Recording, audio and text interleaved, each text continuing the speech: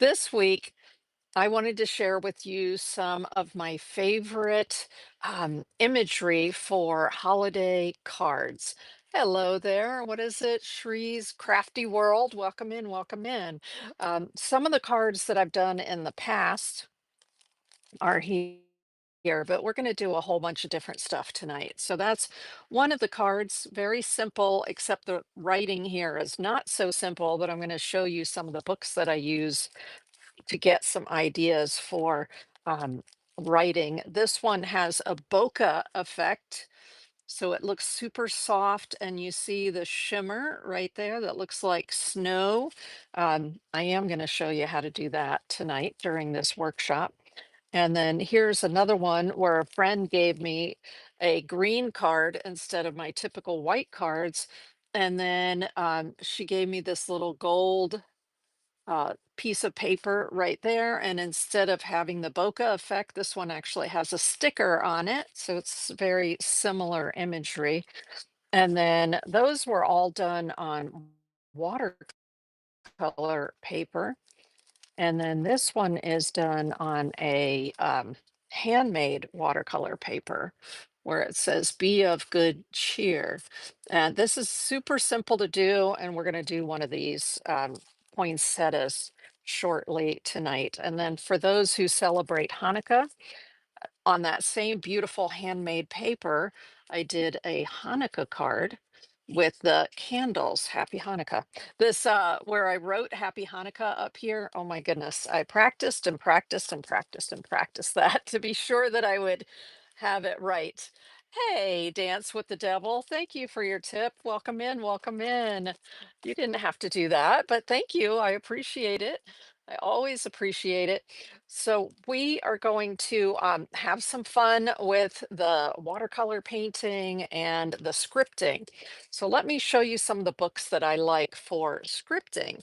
This one is called Creative Lettering and Beyond. Oh boy, it is beyond.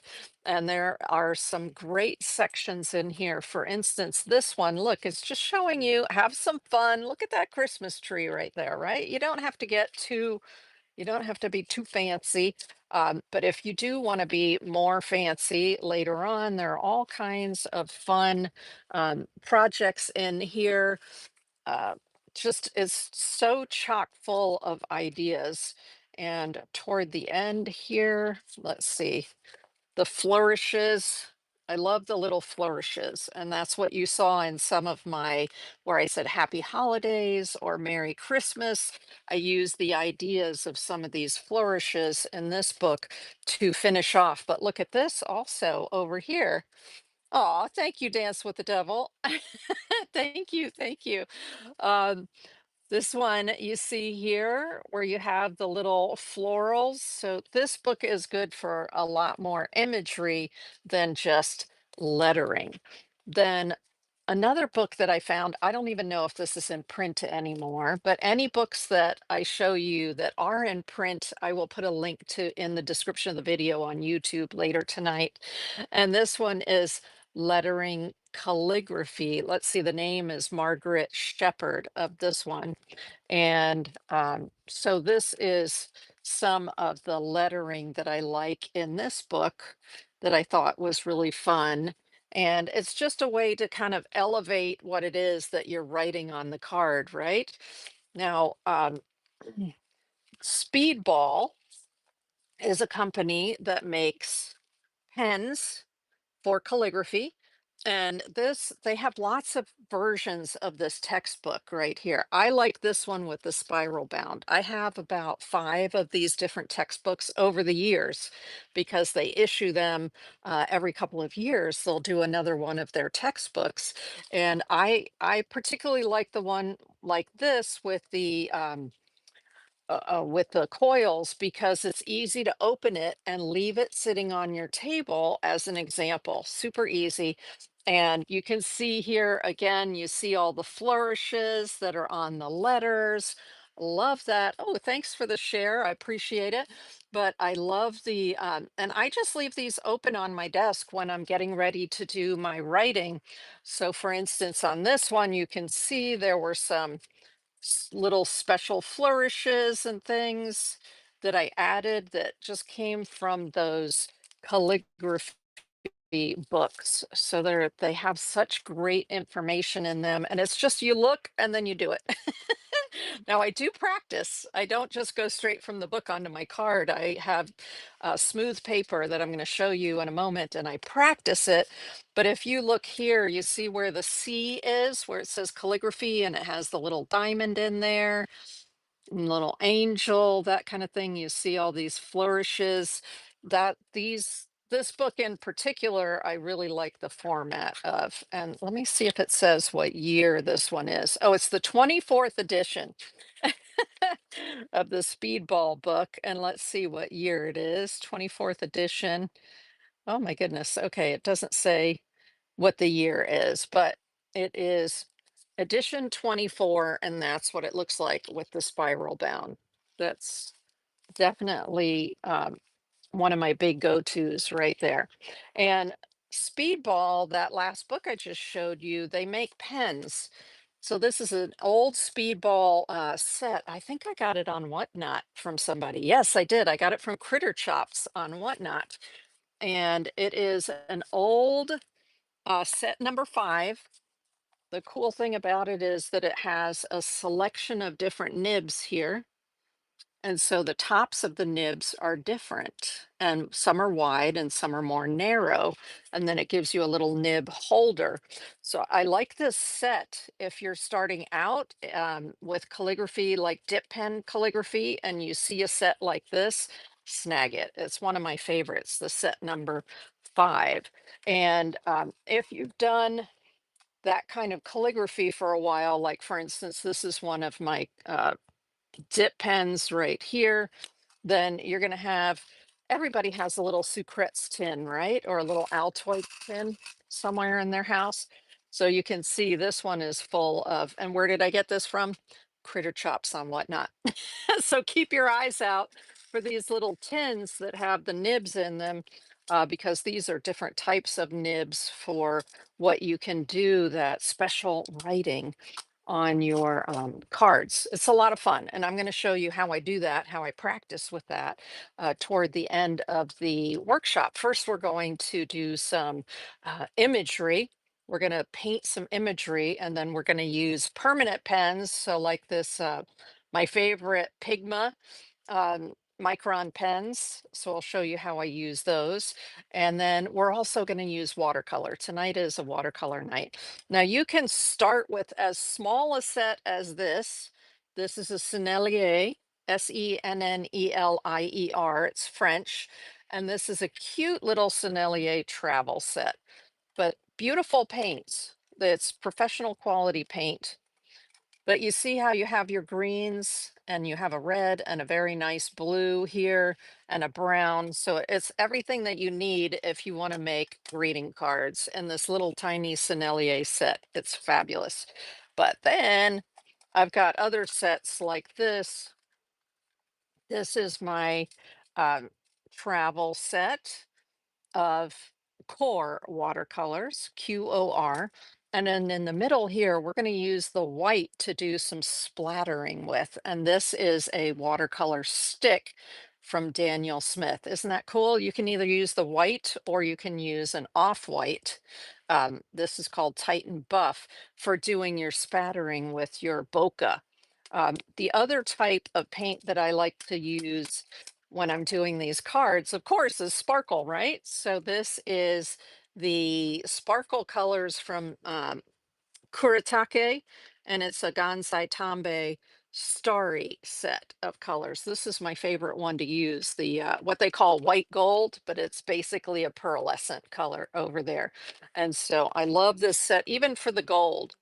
This has some great selections. And another gold that I like if I'm doing brush calligraphy, I like to use this, which is called Aqua Bronze by Schminke. You see the company right there, Schminke. This is a powder that has a binder in it. So all you have to do is add some water to it, and you can get the concentration of that beautiful, what do they call it? Rich gold color in this one. And this is what it looks like, but right now it's all dry. See? I can just add some water and reactivate it. But this is what I was playing with last night in order to practice some of the words that I want to say. And this is the book I was practicing it in. It's a a watercolor book. Oop, there's some of the little pieces. See, I always keep next to me whenever I have a piece of artwork and I have to cut some of the watercolor paper off. I always keep little bits next to me, and then that way I can use them to practice on. And if I like what I did when I practiced, then I can use those, right? So here is the inside of the book. Oops, let's take that off where you can see it says joy to the world, Merry Christmas, Happy New Year, Happy Holidays, right? All this kind of stuff. What is this? Welcome 2026, I think this says over here. And that's all done with this aqua bronze, it's called, from Schminke. And so it has a really good concentration to it. That's what I like about it is you can make it nice and bold and concentrated. Now, besides doing it on the white paper like this, I also did it on black. So you see, be of good cheer, right? On the black paper, joy to the world. This is using a brush. And here, happy holidays. Thank you. There's Diane Swanson over on YouTube. Thank you. Thank you. Said beautiful cards. So you can use your colored papers as well. This is a mixed media paper. And now I can take that and just glue it onto my card wherever I want it, right? If I'm happy with what it says. Because a lot of them went boop right in the trash, didn't they? Once I had already practiced on my trash little pieces, that's when I started working in my book here to work out these different things that I wanted to say. But don't with the gold and the shimmer right here, all of these shimmer colors or the aqua bronze like this, remember black is a good color for, or even like a navy blue paper, or maybe you have a red paper. It would look great on those kind of papers. All right, let me set that aside. Now, the kind of paper that we're going to use to practice on, which means just kind of sketching, is this Canson XL watercolor paper. My favorite paper for all around studio use. It's 140-pound watercolor paper. Perfect. This is one of those pads of 32 sheets. Is that? No, 30 sheets. Excellent value to buy those. Now, the other kind of paper that I like to use for practicing either practicing the imagery we're going to be doing or also practicing the writing is this book by Fabriano, and it's a mixed media book. It comes with 150 sheets of paper in it. It's crazy, but it's mixed media. So it'll take water, it'll take ink. You can do all different types of painting inside it with your watercolors. And this is the kind of stuff that I do. Practice, practice, practice. Before you go on to your cards, you want to practice. So I was practicing Merry Christmas, merry and bright, joy, happy Hanukkah, all of that was all practice. You see the little trees I was practicing, like what was in the book, right? I showed you just a minute ago. I love this paper because thank you, Cowgirl Day. Thank you. I love this book because it is smooth paper and but it will take your wet media, your mixed media, not too much water, like the watercolor paper. The watercolor paper will take a lot more water, but this has a little bit of texture to the surface, and this one is smooth. That's why I like to practice my writing on the smooth paper before I go on to the bumpy paper, right? And then here right now is my favorite black paper by Canson, the same company that makes this one. Right here, it's Canson XL watercolor. They have something that they call their graduate mixed media black paper. This one's also smooth, and it is perfect for doing your lettering. And so that's those little pieces that I showed you were done on this paper, which it takes the ink and your hey, it'll take acrylic paint, it'll take all kinds of stuff.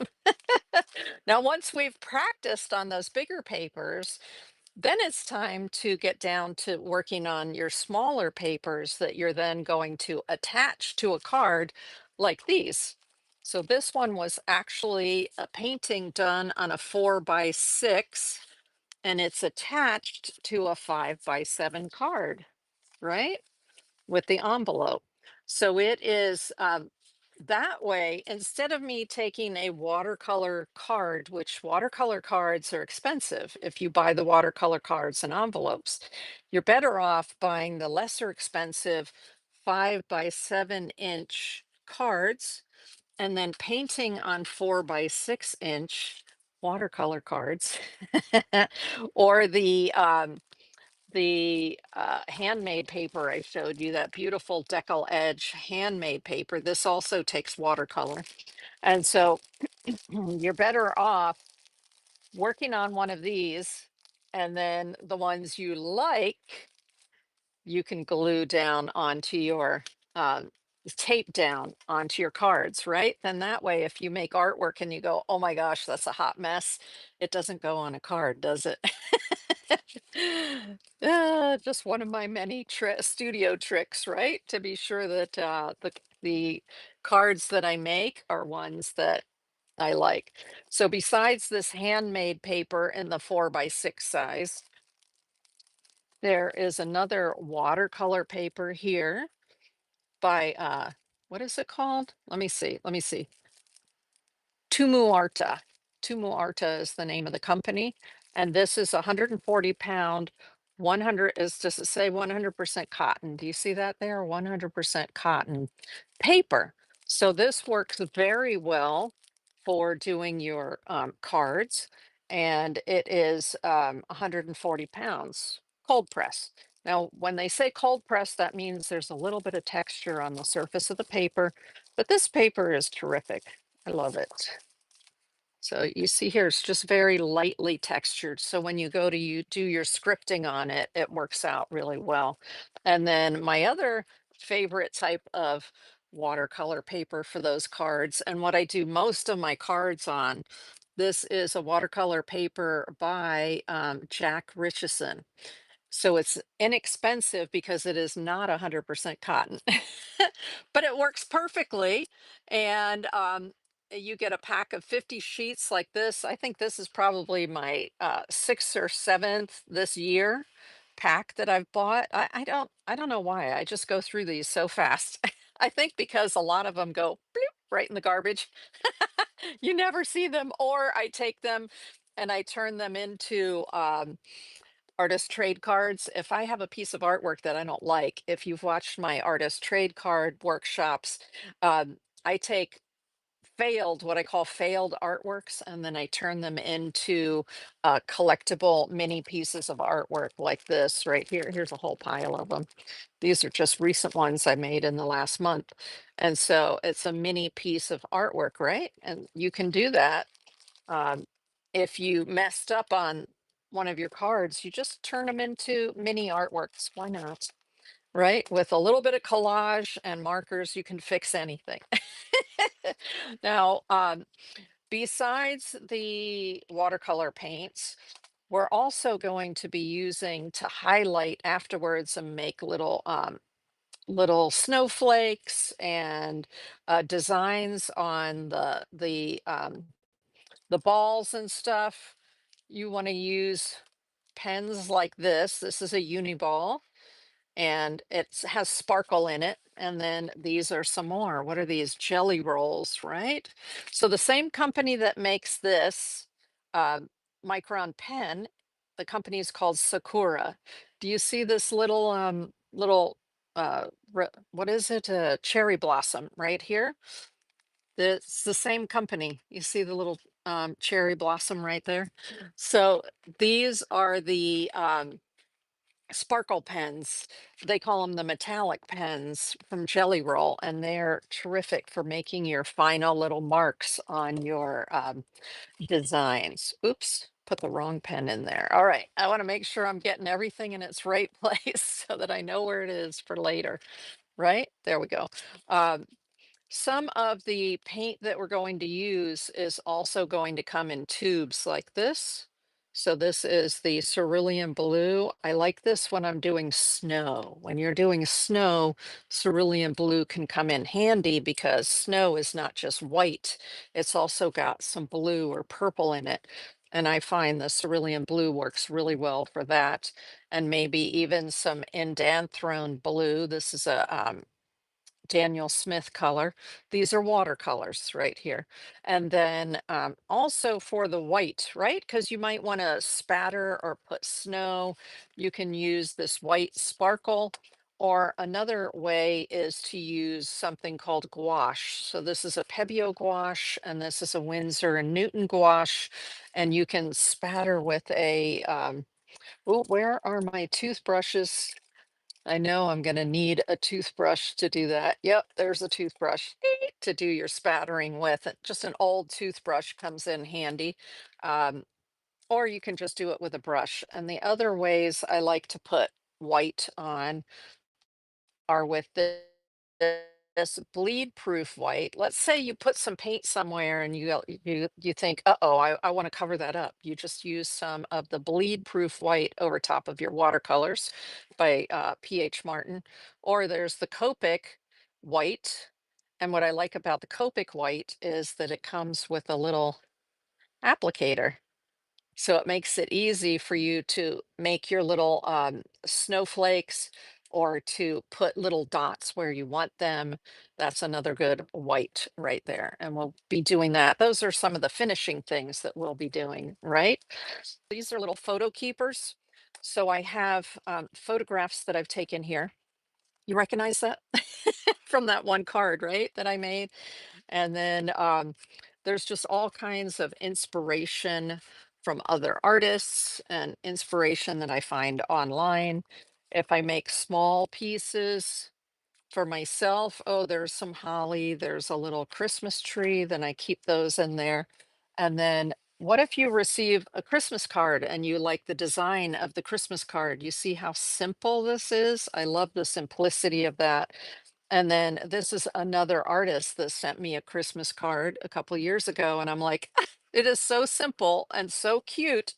I love that. Okay, so I'm going to hang on to it, and that way I have a whole reference book that has things like this in it, so that I can reference back to it. I also have um, sheets. So just like I did all of the writing on those other sheets. This is watercolor paper that Canson XL, and then I do samplers for myself so that I have ideas as to what to go back to. This was from last year or the year before. I'm not sure which one, but it's handy to have those around. And then I went on to Pixabay, which is a royalty-free image website, and I just printed off tons and tons of different ideas out of there. This idea I really like. Maybe we'll do this one first because it's one of my favorite designs is mistletoe. So you see the heart with the mistletoe?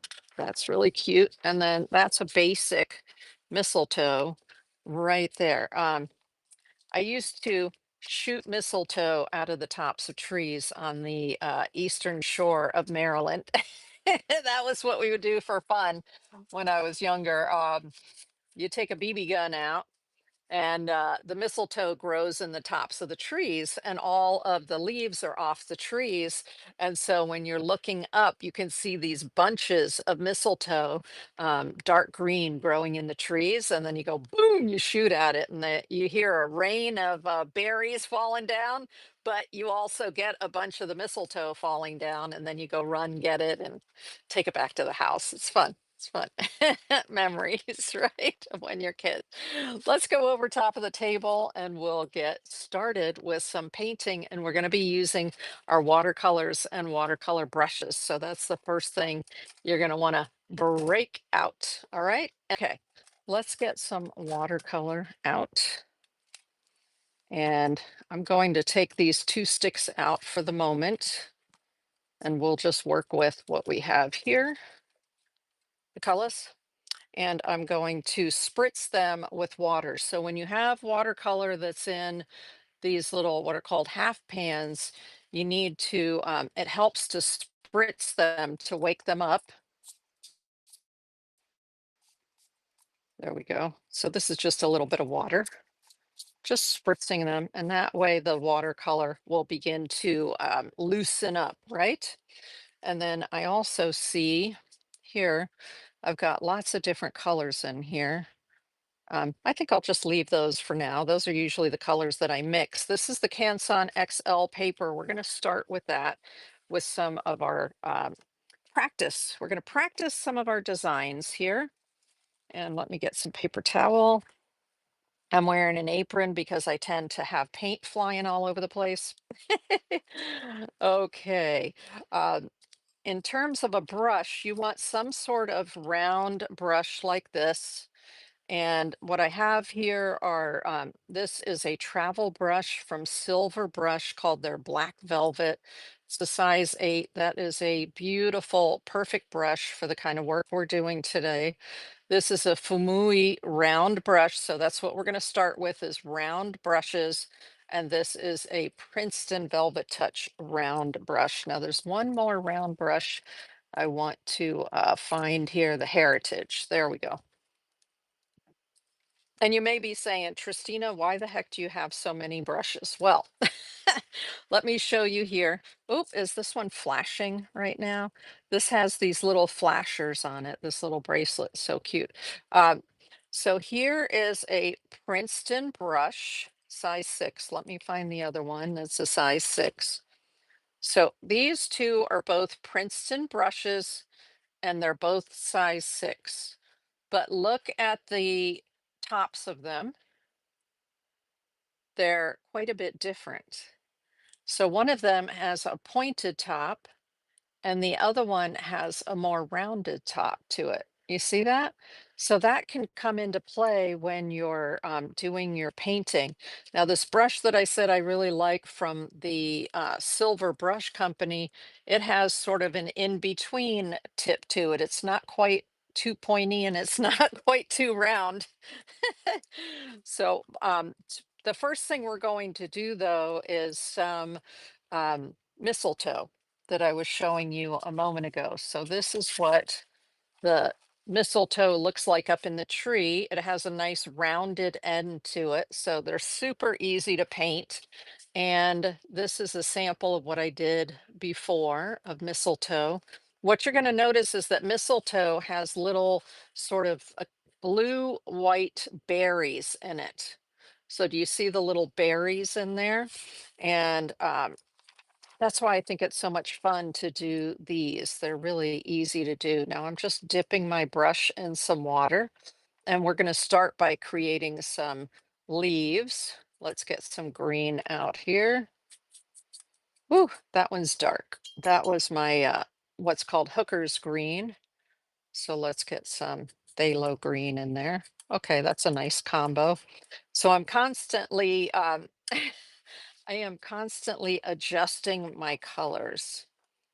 Let me add just a little bit more water. This one right here is called green gold, which I like to use when I'm working with greens to kind of make them look a little bit more natural. There we go. There's a nice middle green. So this being the kind of rounded at the end and then it comes up like this. So we're just warming up. That's what I like to do before I go to my cardstock like this. I like to just warm up. So we're gonna just do a leaf where I'm pushing down. Remember, I have the brush that has the rounded top to it. So I am just pushing it, kind of making it round and then lifting it up. So I just get simple little leaves. The trick is in the motion of the hand and using the right brush. Now we'll do this one. So I'm pushing down and then lifting up. That's how I get the rounded tip to it. And then I'm going to do that again, give it a little wiggle, and then we'll do, so let me put that stem in the middle here. We're going to just bring the middle stem like this, and then we've got a stem like this. We're going to do some others here. These this imagery comes from, like I said, Pixabay. So any of the royalty-free uh, services, you can grab some of their imagery. I just said mistletoe, and it gave me both illustrations like this and photographs. So then you can pick what it is that you want. Let's do another one out here like this. There's a couple more. So I'm just putting it down and sort of jiggling it so that I get that rounded tip to it. And then let's bring this up like this a little bit more. We're going to be putting some berries in here in just a second. There's another one. So just little groupings of these leaves with the rounded ends to them. Super easy to do. Just like that. Leave yourself plenty of white space when you're doing this because you're going to be putting berries in, right? So you want to be sure you give yourself plenty of space. Let me do it over here. Notice sometimes if I wanted it to be, it gives you a different shape when you're pulling toward you like this. So let's do that over here. If I press down and then bring it out, and then I could also do that to get my leaf. But what I find is it's hard to get that rounded top when you do that. If you hold it this way instead and start at the end and jiggle it a little bit and then bring it, and then I twist it just a little tiny bit to get that tail. And now I've got a nicer rounded end. Look, it doesn't really matter. Make them however your hands are more comfortable, okay? That's just the way that I've found works really well for me. But the reason that we're playing on this paper is so that we can just, right, do different things. All right, let's do a tree while we're at it. Might as well do a Christmas tree, right? So when I do Christmas trees, I like them to be a little fuzzy because you want to go back in. You want lots of white space. You don't want to cover everything with green because otherwise you're not going to be able to go back in and put your little dabs of color, like red and green make brown. So you don't want to put little red balls on top of your green tree and have it turn brown, right? Instead, what you want to do is go ahead and make your tree fluffy with lots of space so that you can put your little balls or your little tinsel on it. So let's do a tree where I've got this, it's a little flat on top. So I'm just going to turn it so that I can get sort of a top to the tree. And then I'm just going to start building the tree like this, and you want to just leave plenty of white space, okay? And this is what I would call a medium green. We can come back in with a dark green to give it a little bit more drama. Lots of space because we're going to do a darker green in just a minute. And notice I'm turning my brush also again. So we're just, don't worry if it's not like you look at it and go, wait, it's not the perfect shape. It doesn't matter. You're going to be adding more layers and you're adding in more dots. So it is okay. I kind of like to come out toward the bottom like that so that I've got the little bows at the bottom, right? There we go. So see how there's plenty of white space in there. That's fine. You want plenty of white space because now what we're going to do is we're going to go in with a little bit darker green. So that was a lighter green that I mixed. Now we're going to go a little bit darker. So this is a color called hooker green, and it's quite dark. You see the color is going to be darker. So I'll bring it up first so you can see. See, there's the lighter green. And then I'm going to bring a little bit of the darker green in here. And just, I don't want to fill up all the spaces. I just want to dot some of the dark in to just give a little drama toward the middle of the tree so that we know that the middle of the tree is a little bit denser, right? So we're just dabbing it. It's okay. This is when we do this kind of artwork, we're supposed to be having fun. So no stress, all right? If you're saying, gee, did I get it right? It's all perfect. And the fact that you hand make a card for somebody, they're going to be thrilled that you took the time to hand make something. So now I've got mostly toward the center. I've got this little bit of darker because the the middle of the tree is going to be a little more dense, right? But notice I've left lots of white space because I want to be sure there's plenty of room once that's dry for me to drop in my little red and blue bulbs, right? And I can drop them, the little bulbs in there and the little garland, either with pens or with more watercolor.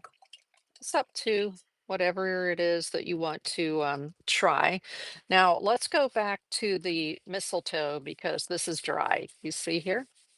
That's why I was over here giving this a moment to dry. Let's look at some light blue. Now, I've got some dark blue in here. I'm going to take that dark blue and I'm just going to wipe it up. That's the beauty of watercolor, is that it's very easy to reactivate.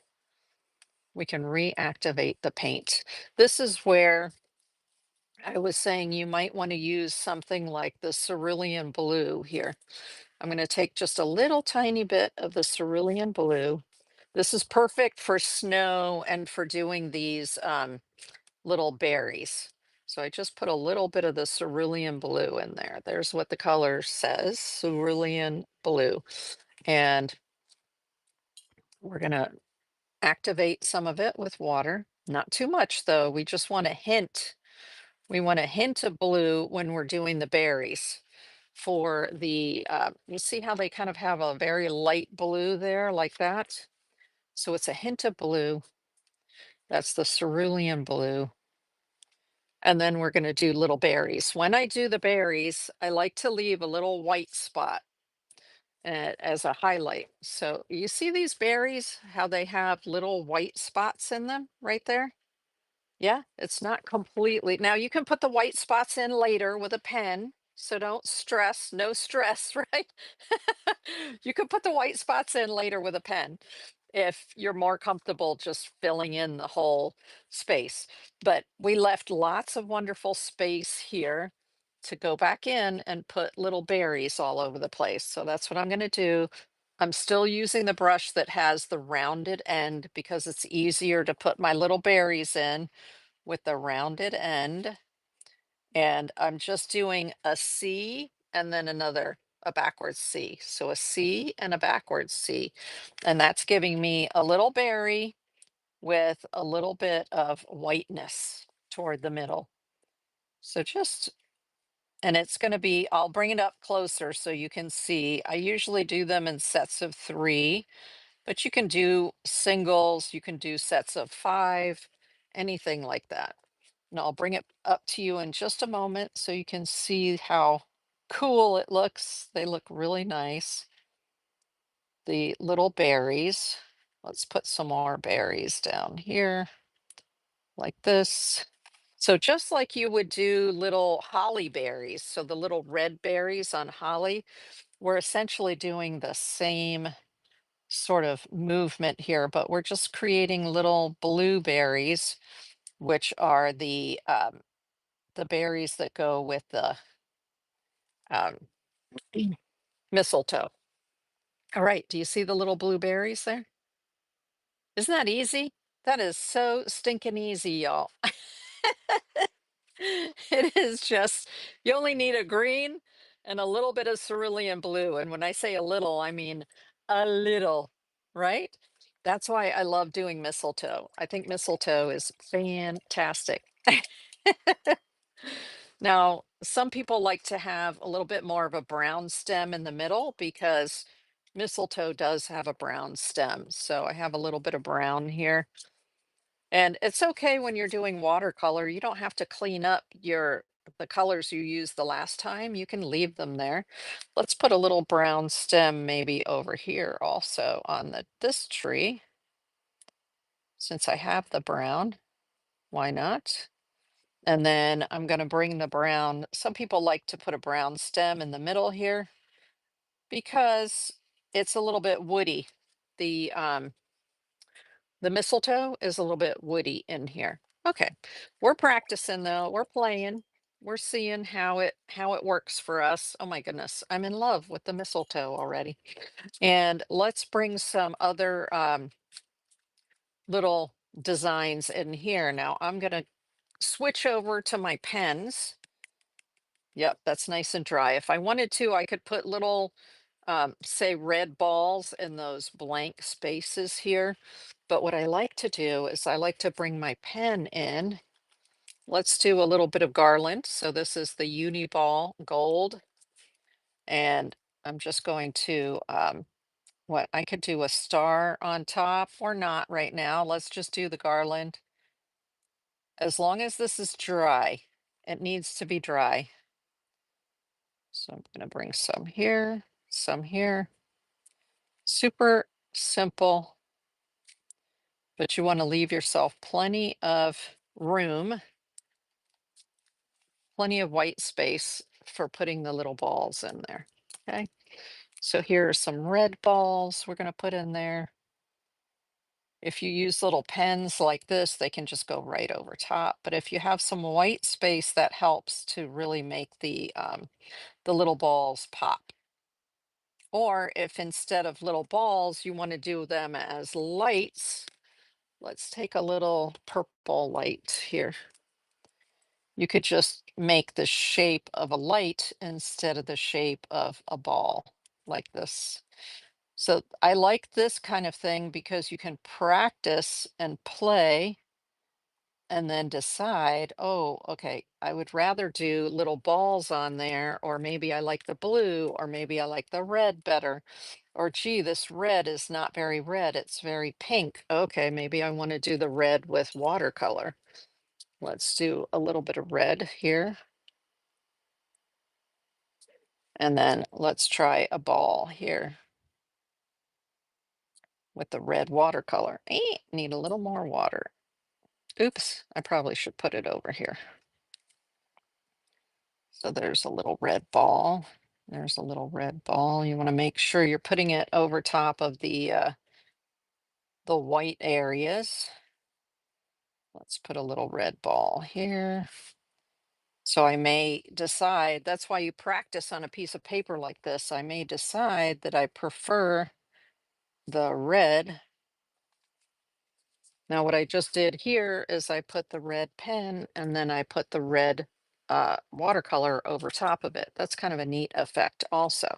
So this is your chance to practice and play.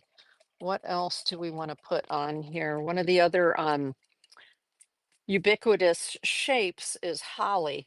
So I do often use a pencil first. So let's take a pencil for holly anyway, because I find, I mean, yeah, I could free form it. Let's try to free form it and then let's try to draw one. So holly comes like this and has little sort of sharp edges, right? And then this, and then this, And then there's a little branch that comes in there. So there is the holly, and it has a tip that comes up like this. So you can definitely freeform it, but I prefer to draw my holly myself before I do the shape.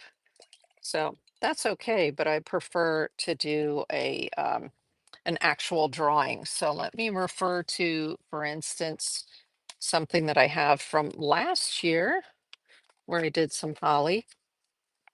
Another way I did it was I outlined it first. So let's try that. Let's get some of this nice green here.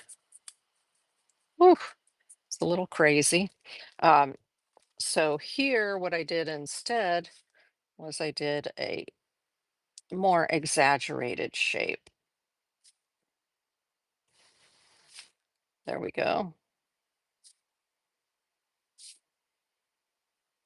And I did it with the paint before I put the color inside there.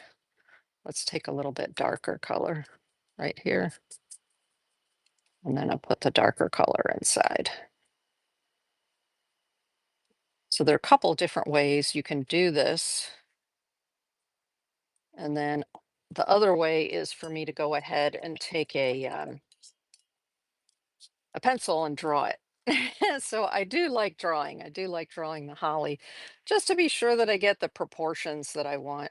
So I'm going to do a piece of holly because I can always, the nice thing with the pencil is if I didn't like what I created, I can always erase it, right?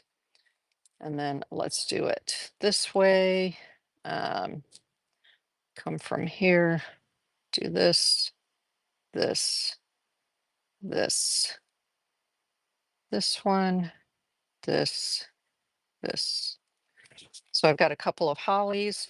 Now, if if you don't like the pencil part of that, then at this point you can take an eraser and you can erase those. I'm just very lightly holding the eraser and erasing some of those lines so that that way the lines are not so dark. You may not care. It may not be a big deal, but now the lines are a little lighter. And that way, when I paint inside there, I can stay inside my lines, but it will still be, um, I'll still be able to see my guidelines, right? Let's put a little bit more of that and a little bit more of that. There we go.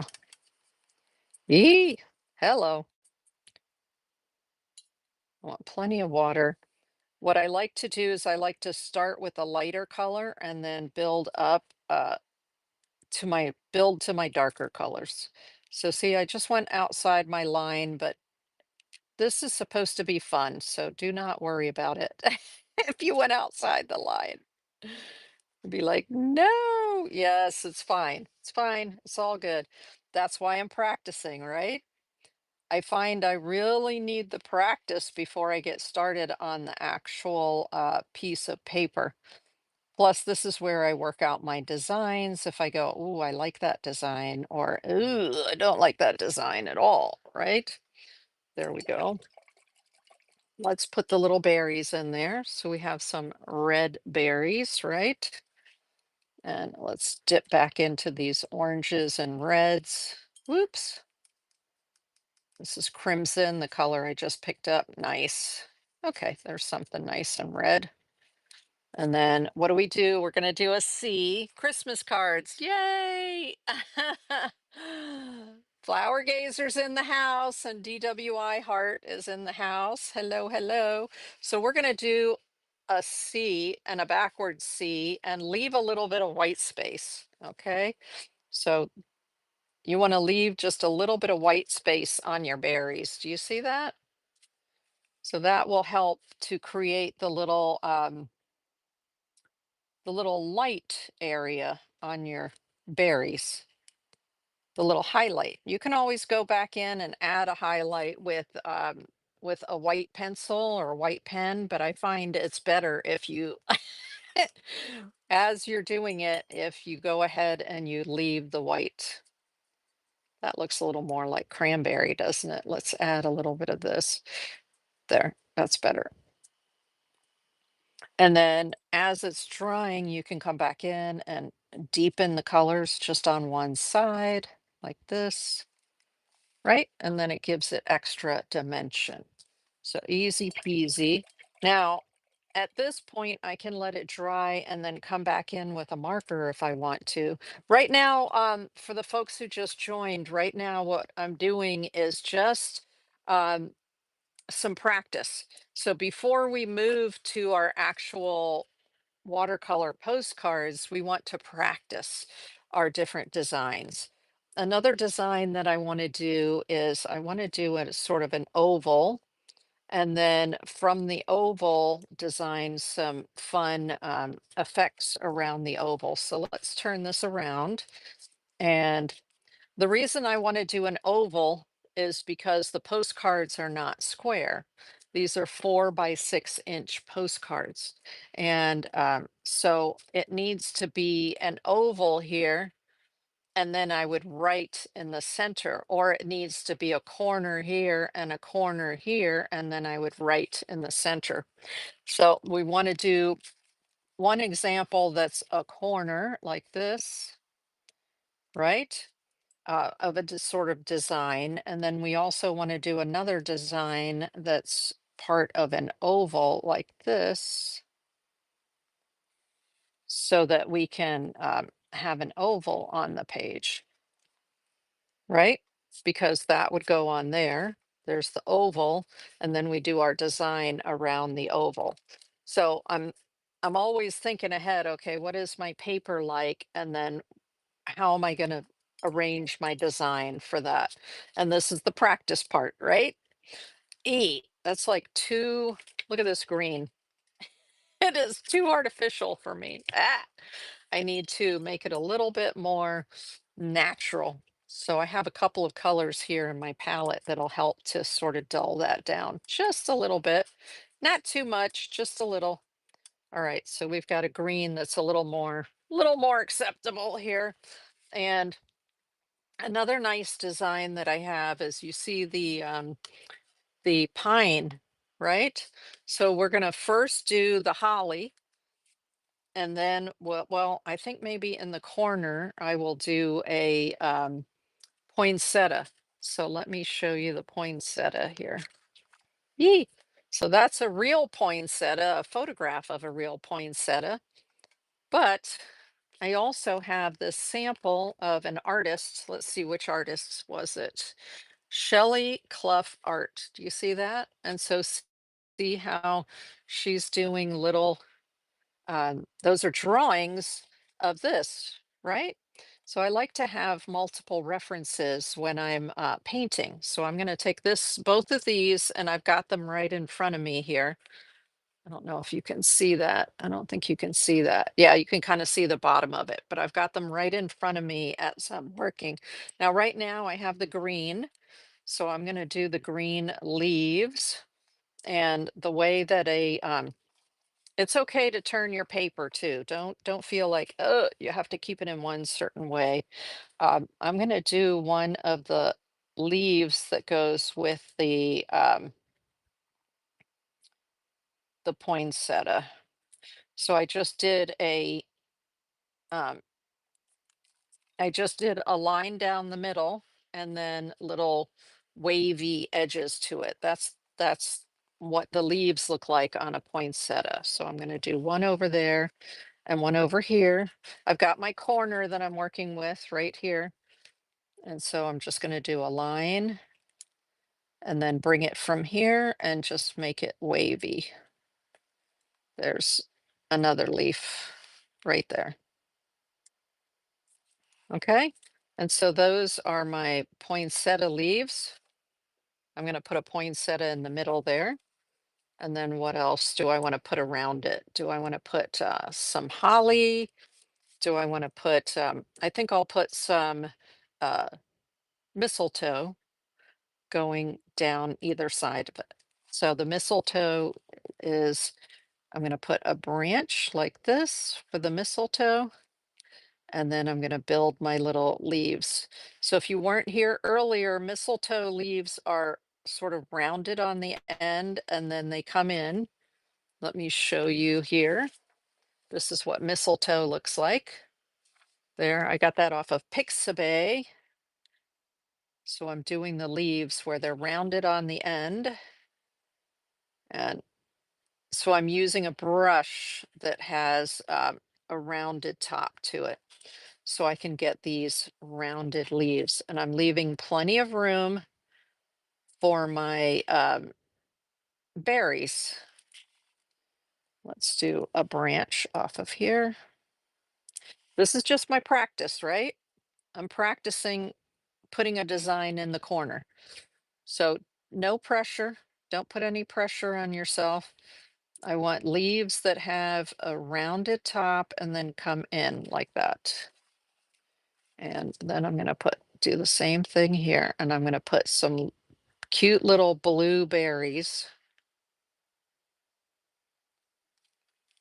Just a little bit of mistletoe. It doesn't have to be anything too fancy. We'll do a mistletoe branch out here as well. And then we'll put the little leaves coming in. There we go.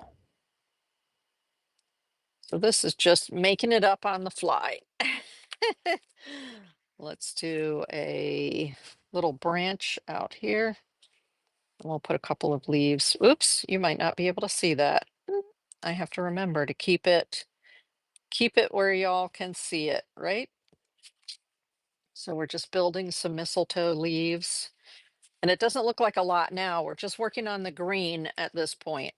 We will get to the red and the blue next. Okay. So we've got some mistletoe boughs and the leaves for the poinsettia. Now I'm going to come back in here and I'm going to add a center to the poinsettia and I'm going to make the base a little bit darker. So I'm giving it a little dimension by creating the line. I've got the line on the leaf and then I'm putting a little bit of darkness down here at the bottom because they're going to be flower leaves down there. And so the base of the leaf is going to be a little bit darker. Okay, nice. Now let's put some of those blueberries on there. We have if you weren't here earlier, I'm using the cerulean blue in order to make little tiny berries. And I have lots of water in here with the color. So it's just a blush, just a tiny bit of blue, not too much. And we're going to do that double C to get little berries that have the little highlights on them. So we've got some here. I may want to do holly instead because I'm looking and going, man, there's like not a lot of these little blue berries are not, they're hard to see. Let's put one in here. So you've got the little blueberries of the mistletoe, but that's why you test things out, right? That's why you use a big sheet of paper like this and you test out your designs because now I'm going, I think I want maybe some holly instead or some pine because it'll be a little bit darker. This blue is a little bit light for the mistletoe. I could always make the blue darker, but there we go. So there's the rest of the mistletoe. Hey, Annette collects and sells. Welcome in, welcome in. We're doing some designs for Christmas cards. And I'm right now I've got just a big sheet of watercolor paper and we are experimenting. We're playing, we're trying different things before we move on to a card with a finished design, right? We need to spend a little bit of time warming up and putting some of our ideas out. So now we've got the mistletoe here.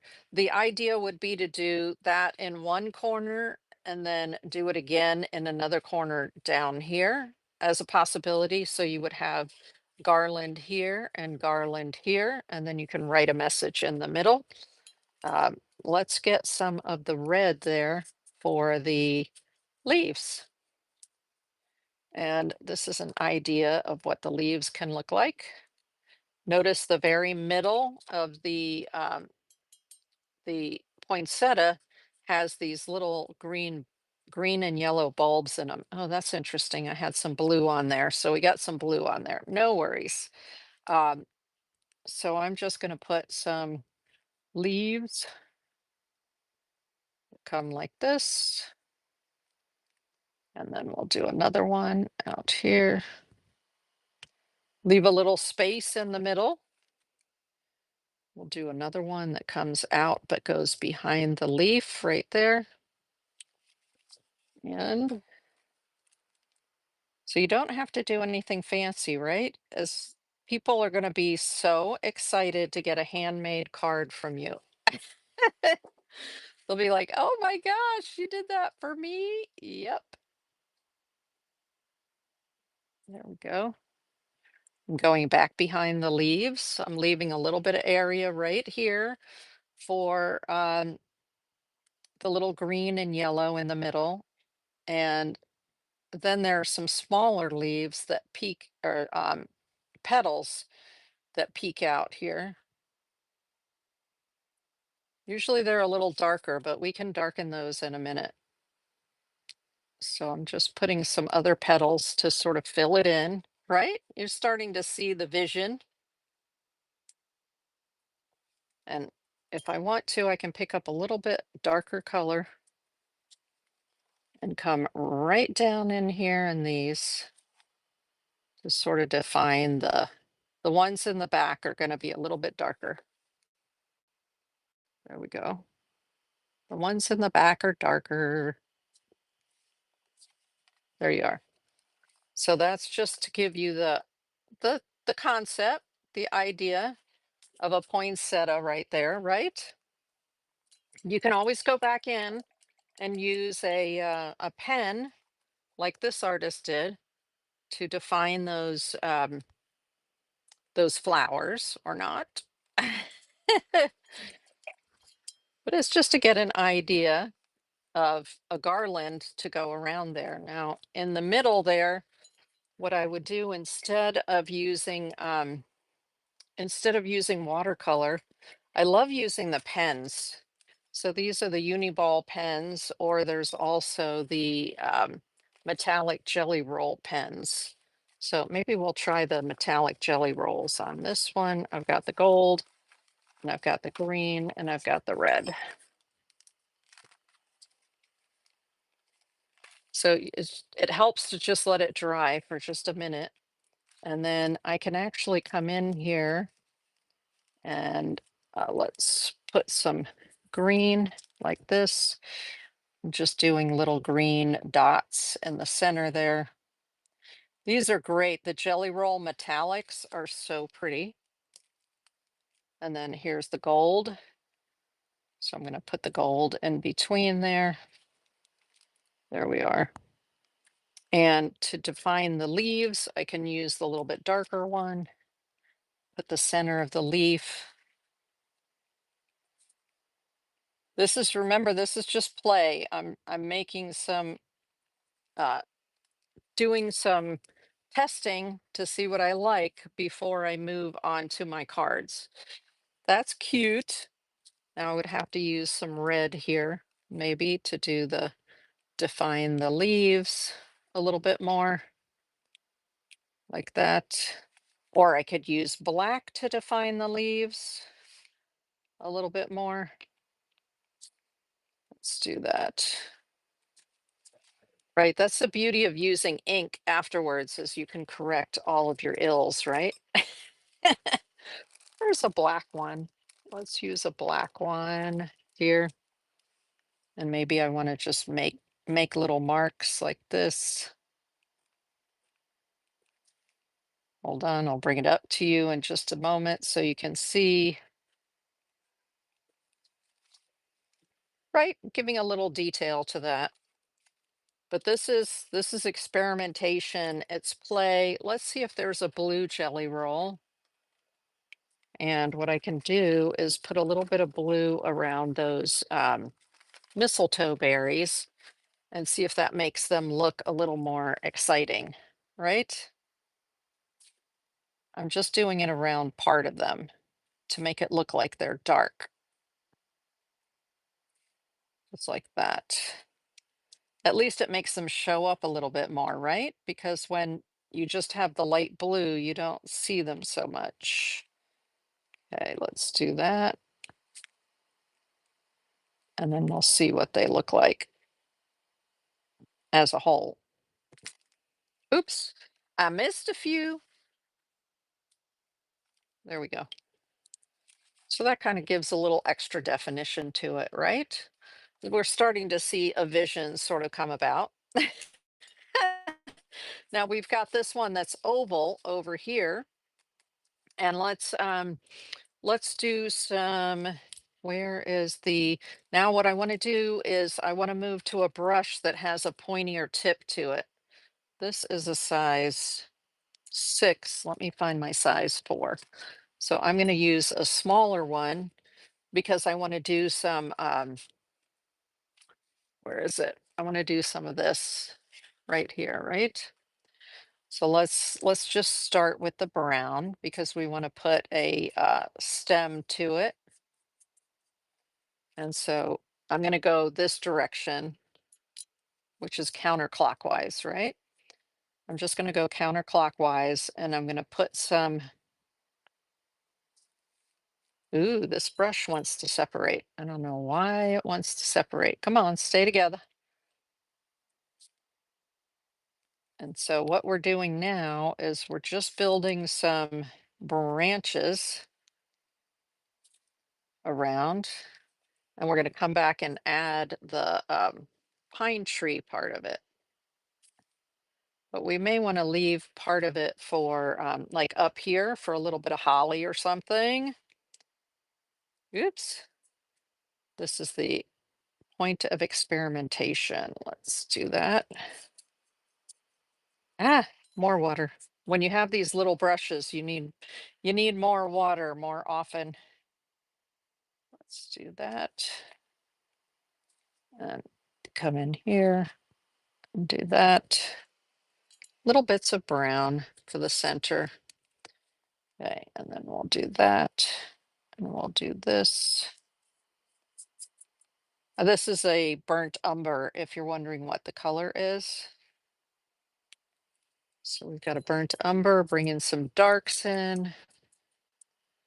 Just looking to see if anybody asked any questions. Nope, no questions. Good, good, good. I'm going to leave this area empty so I can put a little bit of holly there. Now, again, with the little tiny brush, I want some of the green, but I want it to be a little bit, yeah, this is a good green, maybe a little bit darker, a little bit darker. There we go. So this is going to be my pine needles. I think this is a number 2. Yeah, this is a number 2. So we're testing this out. We're going to do some pine needles here, little groupings of pine needles. Oh, it starts to separate quickly when you have the number 2. And then we'll be turning this around. We've got some coming in here, right? They're in clumps of 3 or 5 usually. Okay, let's do that. A little bit more. And we keep it coming around. Ah!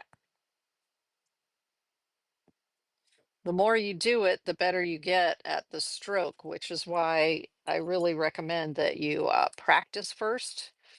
And so we have this big, hey, the creative Graham, welcome in over on Whatnot. Hello, hello. We're doing practice for Christmas cards right now.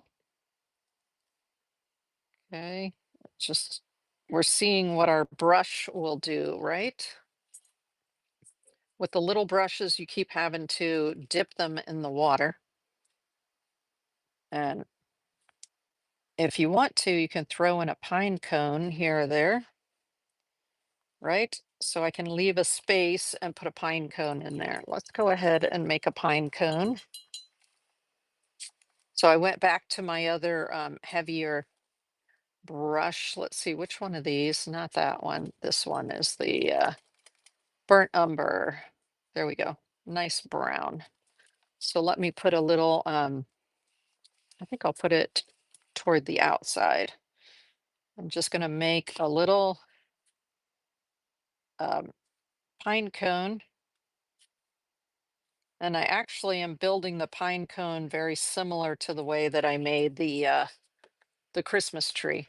It doesn't have to be anything too crazy, too big. There we go. So we have a little pine cone there. Where else can we put a little pine cone? Maybe we'll put a little pine cone over here toward the outside. So we're just doing some practice runs before going to an actual card. So we just create little designs and we see, oh, do we like it or do we not like it? It's okay. Just you grab yourself a big piece of watercolor paper, and then that way you're free to just paint and have some fun. Let's put another one down below here. So that's some burnt umber. Let's do another one over here like that. So we kind of have 3 pine cones. And I'm just tapping, creating little marks. And I'm doing it lightly, but I can always come back in and add more darkness, right? So if I want it darker, I just add more darkness in here. Gives it a little more drama. There we go.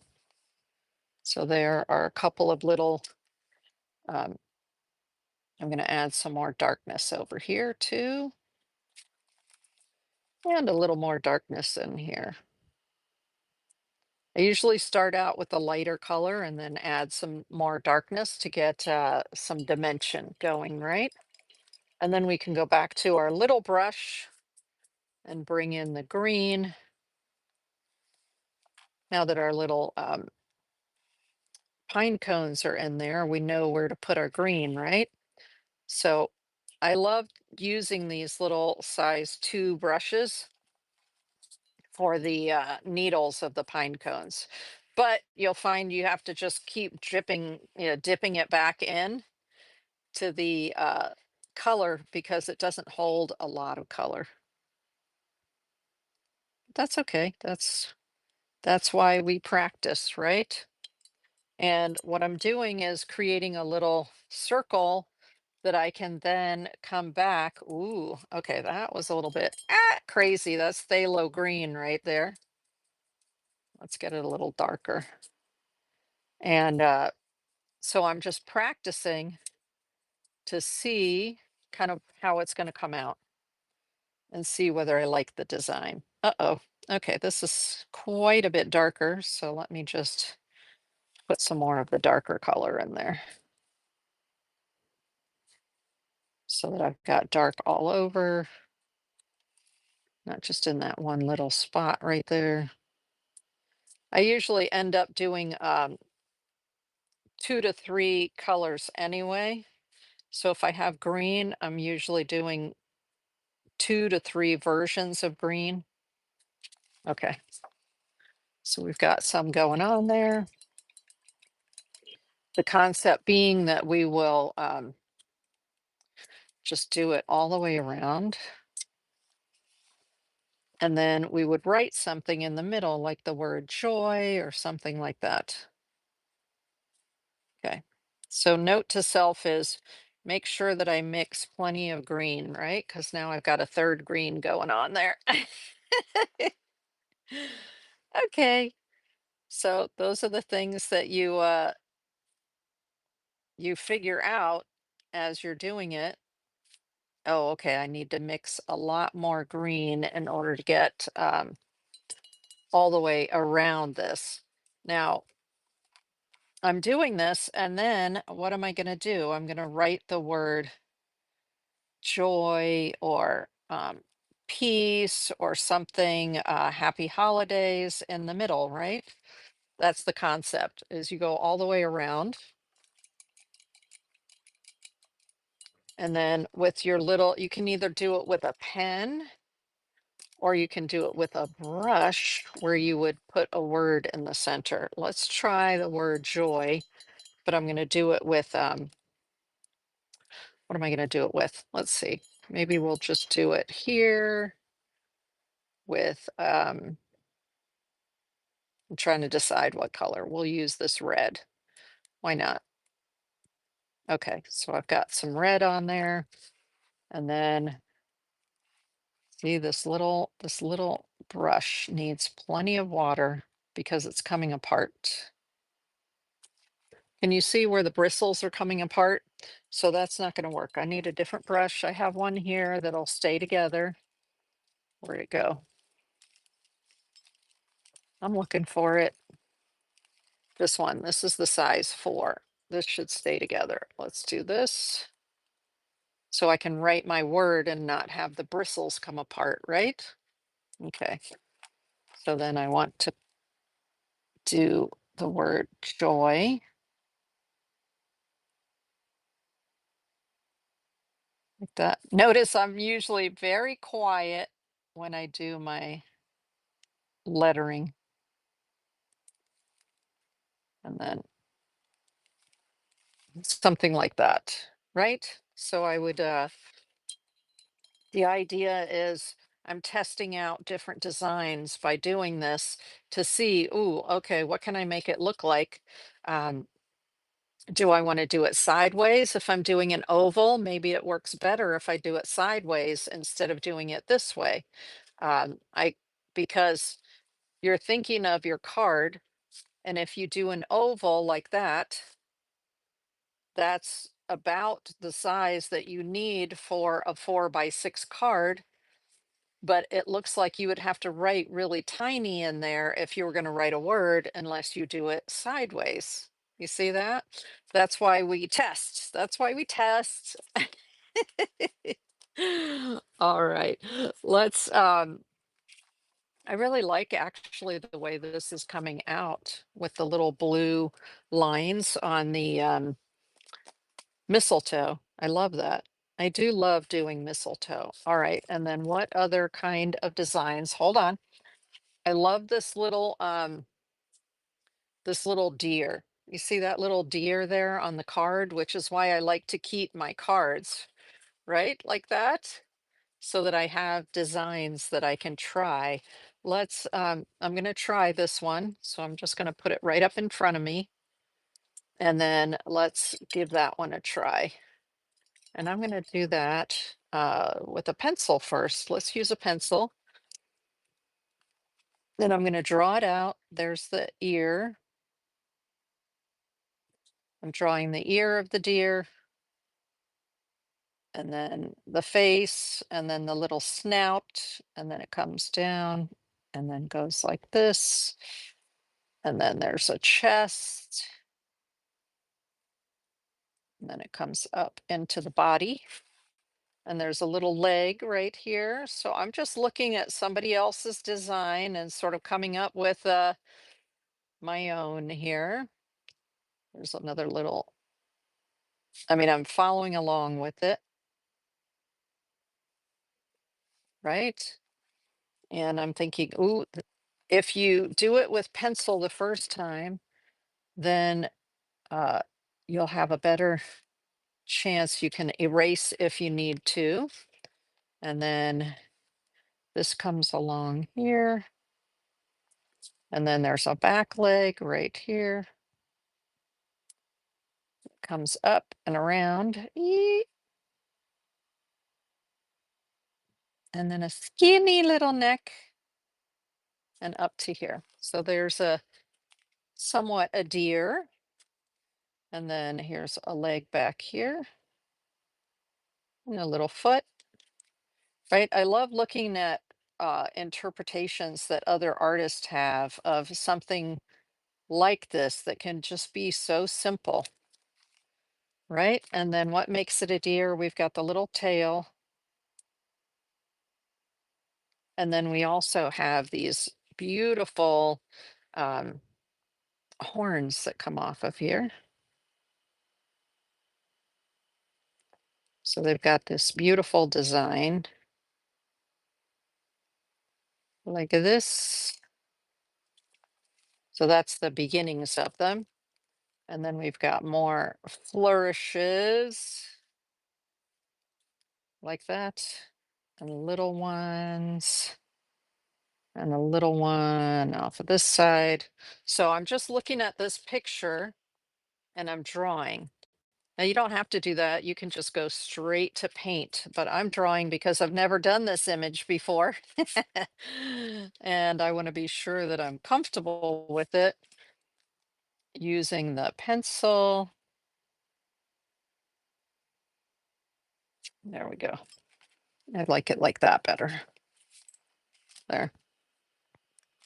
And it looks like it's a little bit, the chest should be down a little bit more like this, and then it comes up like that.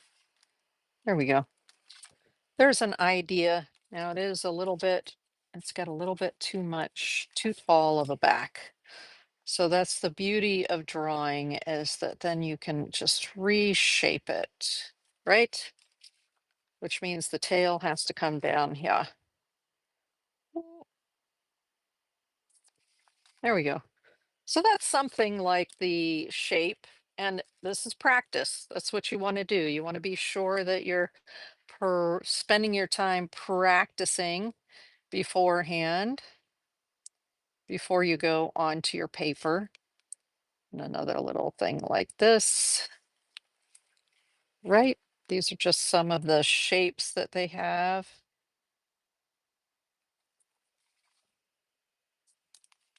And then let's take one of the brushes. So we'll use our number 4, right?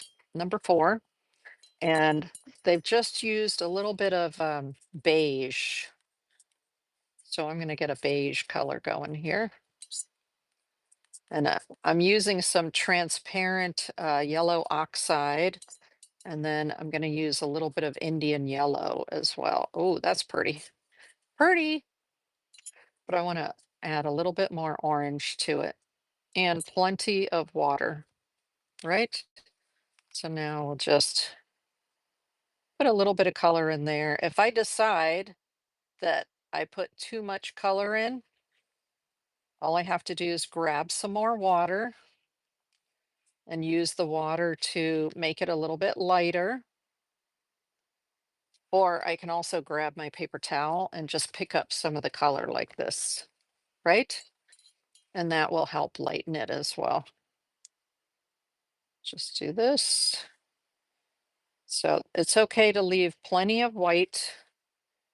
You don't have to get it, you're making a handmade card, right? So you don't have to have it perfect.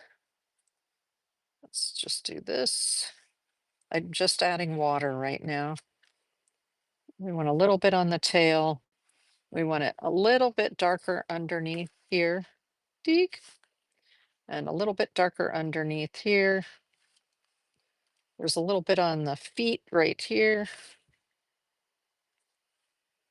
Okay. Now, what you're going to notice is I went outside the line right here. I'm looking to see if I have my special brush for that. I don't know where yep, here it is. This is a blender brush, so it's a little harder. If I take a little bit of water and I have a decent watercolor paper, I can come in here like this and I can pick up the little bit that came out, and then I'm drying it with my paper towel. Usually I'll wait until it dries to do this, because what's happening right now is it's going, ooh, water. And so a whole bunch of color is coming out. but this is how you clean up the edges if you made a little bit of a mistake with something like this. Okay, there we go. Um, for the top here, I'm using that tiny little size 2 and dipping into the same color, and I'm just going right over top of the line. It's okay to go over your pencil line and then make that mark right there. And here, I'm following along with the pencil line, and then I can add some other designs without the pencil line. So let's do another one right here, and we'll do another one. See, this little size 2 is kind of coming apart. You see the little hairs? Yeah, that makes me nuts. But yeah, so there we go, like that. So you can choose to do it with the pencil or just do it with your brush. You don't have to draw absolutely everything in if you don't want to. There we go. Go like that. Go do this one. That's a cute little design, right?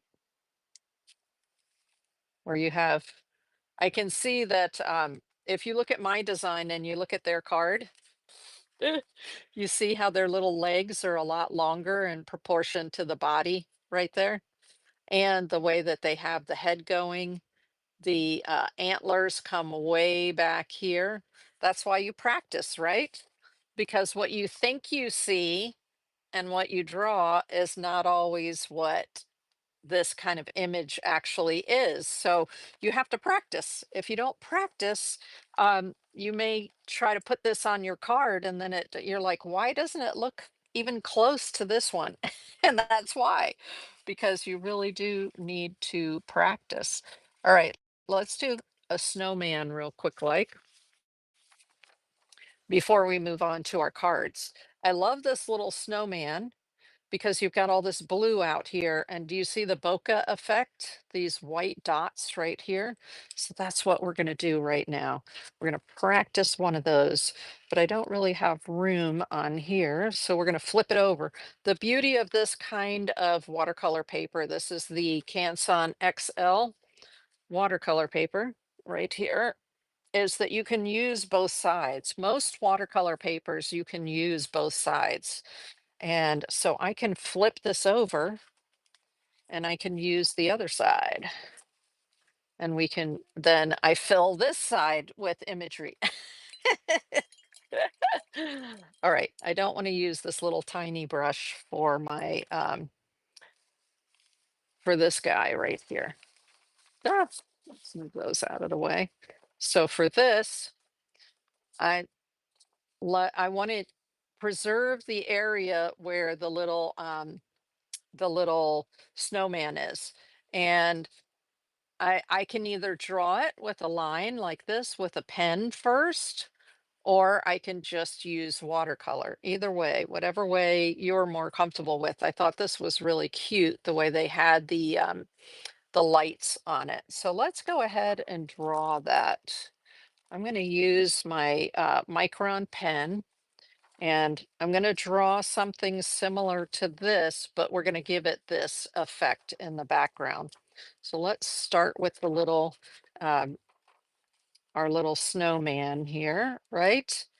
And so we want it to have a little hat with the little floof at the top. I'm just giving it a little floof at the top. And then some lines across it and a little edge to it like that. There we go, just a little hat. And then I'm going to draw the head of my snowman with some little eyes, and then little nose and some coal lumps for the mouth. I can go, the nice thing about the Micron pen is I can go right over top of it with watercolor paper. I mean, with watercolor paint. So it works out really well. Let's put the scarf on. So it comes like this. And then we've got this part of the scarf right here. Comes up like that and then comes around the other side. Okay. We've got some buddy. So we have this part of the body right here. Hello, Mr. Snowman. It's beginning to look like a snowman. We have an arm coming out here. We have another arm coming out here, right? Because we have to have something to hang those lights on. And then we've got the next part right here, which we can just make small like that. Right? So now we have a snowman. We're going to add a string of lights. So we're just doing a string of lights like this. And then we're going to have part of the string come down here and go around there. And then we're going to add little lights to it. So we're just going to make little shapes. So this is just working out a concept, right? We don't have, it doesn't have to be perfect. We can do that later. And we have a little light here. So we can decide where we're putting things, like where are the lights going? There's one there. There's one coming here. Nice. These are cute. There's a light there. We can put another light over here. And we have more coming off of here. All right, cute. Cute concept, right? Now this is an illustration that came from Pixabay. Just so you're aware, that's where those are coming from. They're coming from Pixabay, which means that they're royalty free, but not copyright free. Just remember that. They're royalty free, meaning we can use them for our inspiration, but we can't publish them. Like I can't publish them on my website. Okay, so we've got an idea going here. And because it's a micron pen, I don't have to worry about the watercolor, right? That's the beautiful thing of it. Thank you, Sakura. Okay, now we can start. What I want to do first is I want to put the a wash in the background so I can put that blue in the background. Okay, so where is, I need a large, somewhere I have a large brush. I'm looking for it.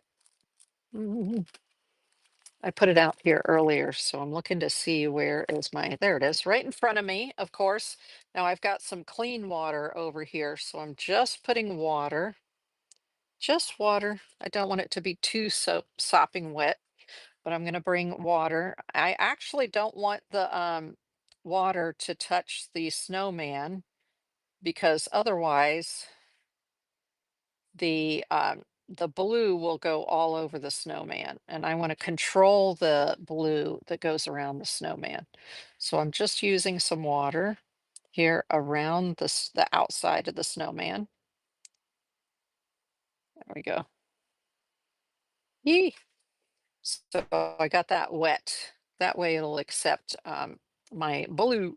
Which blue do I want to put in there? Ah, I think I'm going to use some of this. Nice. I actually want to make it darker. Darker. Nice. So we're putting a nice dark blue in there. There's some ultramarine. I've got some phthalo. Those are the colors that I'm using right now. Ultramarine blue and phthalo blue. And we just want it going around the outside like that. Okay. And we've got some snow down below. It's fine. Nice. We can go right over top of the little hat right there. Cool. Nice. Hey, don't get in there. Have your paper towel handy, right? Okay, so we've got some blue in the background. That's good. We need that blue to dry. So while that's drying, I will work on the snowman. So with the snowman, I want to use that cerulean blue that we were playing with earlier, the cerulean blue. That's what we were using for the little berries for the mistletoe. So we're using cerulean blue. I like the cerulean blue for um, snow. That's just my thing. So I'm gonna bring it in here, bring it around. Anywhere that there would be sort of a shadow for the snowman, there's going to be a shadow underneath here. And we're sort of just giving it some shape, right? We're giving him some shape. Let's bring some more in here. So you're going to play with this. And you see how the cerulean is nice and light? So it's not, it gives you a little bit of dimension on your snowman, but it's not overtaking your snowman. And if I needed to, I can use a little bit of water. If it was too dark, I can lighten it up just a little bit like that and use my paper towel and go in and lift it if I feel like I put too much on there. Just because we want to give it just that little bit of dimension, that's all. So around the outside and underneath these areas here. Okay, now we need to work on the I guess the scarf right now, we're just going to make the scarf green. Let's give him a green scarf. Okay, there we go. Green scarf. And, or we could have given him a red scarf, either one. Let's give him the red hat, right? Let's give it the red hat. Okay. Eh, so we'll do the red hat. But I want plenty of water on with the red because I don't want to cover up the lines that I already made on the hat. I already put some cute lines on the hat, right? There we go. Nice. And then let's go ahead and put a little bit more of that blue underneath the edge of the hat because there's a shadow right underneath the edge of the hat, right? A little bit more blue. Okay. And of course, we can't forget the nose is going to be orange, right? Because it's going to be a carrot nose. So I just have a little bit of orange here for the carrot nose. There we go. And now for the lights, instead of using, I could use watercolor, but instead of using watercolor, I think I'll use the sparkle here. I'll use the sparkle colors. These are the metallics from Sakura, right? These are the jelly rolls. So I'm just making little jelly rolls, little red ones. The nice thing about the jelly roll is it will go right over top of the watercolor. So if the watercolor came over top of here, it's fine. I can still use it over top of it. Um, gold, right? Isn't that one of the colors we want to use? Gold. There we go. Perfect. These work so nicely. Let's put that there. Gold one out here. I'm going to bring it up close so you can see. You see how those are working? Those are so much fun. Okay, so let's look at this area. We want to do the bokeh effect.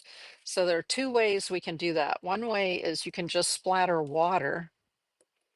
So if I take water on a brush like this, and then I just spatter the area.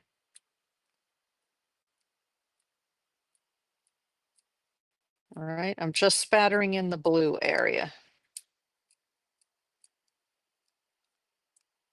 There we go. And you may want to deepen the blue. You may want to go like another layer of the blue to get the blue really dark. Okay, this is one way to get the bokeh effect. You leave it for just a moment, just a minute, and then we're going to come in with a paper towel and we're going to lift some of that blue off. So we're just giving it a moment and then we're going to lift it off. Is it coming out? It's not coming out very much. Okay, I need more water, or longer time. It's not coming up as spotty as I would like it to. Okay. This particular paint soaked into the paper and we're not getting much of the bokeh effect. So if that happens, then we're going to use, this is not Winsor Newton, this is Daniel Smith white. So it's white watercolor and I can dip it into water and then I can take a brush and I can flick it. So I'm just gonna flick it like this. And what's gonna happen is we're gonna start to get white on there. And this is a one way that you can get like a white, what looks like a snow. Okay, there we go. Let's get some more. So now I've got white in my brush. I'm gonna put this one down and I'm gonna grab another brush and then I can do this. And now I've got all kinds of, oops, snow around there. Now I just made a mark on there, but I'm gonna pick some of that up. So that's one way of getting your snow or your white on there. Now I'm going to take this white and I'm going to use just a little bit of the blue that we had earlier, and that's going to be my snow down here. So I've got white with just a little bit of that cerulean blue for snow. And snow up around this guy right here. Just a tiny bit. Okay. So if you look, you can see the little bit of white right there. Now, if it's not enough white for you, there's the Copic white. So this is opaque white, they call it. And what I like about it is it has a little applicator. So you can actually come in here and make bigger marks with this applicator so that you can get more um, white on there if you want to with this one. It's making, right now, it's making little lines, but if I wanted to, I could even make little snowflakes. So like this, right? We can make little snowflake shapes with it if we want to, with this little applicator right there. So you see that.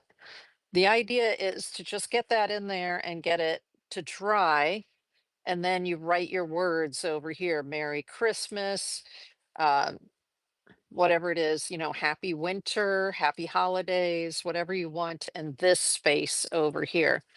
But I think that's a cute concept, a cute idea. Okay, let's move on to actually making a card or two. Um, I really like the idea of the poinsettia, and I like this poinsettia corner right here. Plus, I like this right here. So that's why we test, that's why we play, right? So that we know what it is that we like. Um, Let me go back to my old poinsettia here. This is one of the ones that I did on the handmade paper before. And you can choose to put the red down first and then do lines over top of it, or you can do the lines first and then do the red inside. That's one of the things that I like to do. I like to put the red lines down and then put the red in, or put the lines down in black and then put the red in. So let's get a 08. That's the micron pen. And let's do this design. I could do it in pencil first and that way erase if I need to, or I can just go for it. I'm going to sort of follow along with my design that I had before. Um, Here it is if you need to see it right there. And I'm leaving the area in the middle free because that's where you put little, you have other little marks that need to go there. Let's do this one up here. And then we'll do another one over here. So I'm just doing the little petals of the poinsettia right now, and I'm using a micron pen to do that. And then we'll have one that comes this way, and then around in here, and then another one that comes out this way, and another one up here. So you're just sort of filling in that back area, right? Like that. And then what I did on my card is I didn't draw in the leaves. I did the flower first and then I drew the leaves in afterwards. So let's take some of that beautiful red that I have here. This is crimson red, which is a nice dark red. And then I like to add to it just a little bit of cadmium red light. I think that gives me a really good. Now notice that I don't completely have those areas filled in. So you can just come in, you don't have to fill the whole thing. And if you go outside the lines, don't worry about that either, right? Because what are we doing? We're making a custom card for somebody. And hopefully they'll be happy to receive it. So we're warmed up because we were working on the other paper. This is our 100% cotton paper. Right now, I'm just putting the first layer of color in. We're going to come in with more colors, so do not worry if you don't feel like you filled it all the way up. Okay. Eee, a little too red. Need a little more crimson. There we go. More water. More water. Eee, there we go. And this one down here. And I'm leaving some space here so I can write something, right? Now this one turned out to be a little more red, so I'm just going to add some more red in here. It's okay. If you're just layering, layer the colors. That's why I'm not too worried about that first layer of color because I'm going to come back in and I'm going to deepen the color a little bit. So I have a little bit of uh, interest there. But remember how I said you leave the middle open, right? I'm going to leave that middle open. And that's because if you look here, you've got those little balls in the middle, right? That's a picture of a real poinsettia. So we're going to put little green balls in the middle right here. Hey, let's see. I'm just making little green marks. And these are those little balls in the middle there. Okay, so we do something like that in the middle. And we're going to be putting gold around that so we don't have to fill all of that in. Don't worry about that. I actually want another layer of red. I'm going to use a deeper red, so I'm using more crimson right now. Crimson is this color right here. It's kind of a a pinkish red. And so I'm just going to go in the bottom areas, going where there might be a shadow, and just in the areas at the bottom here. There we go.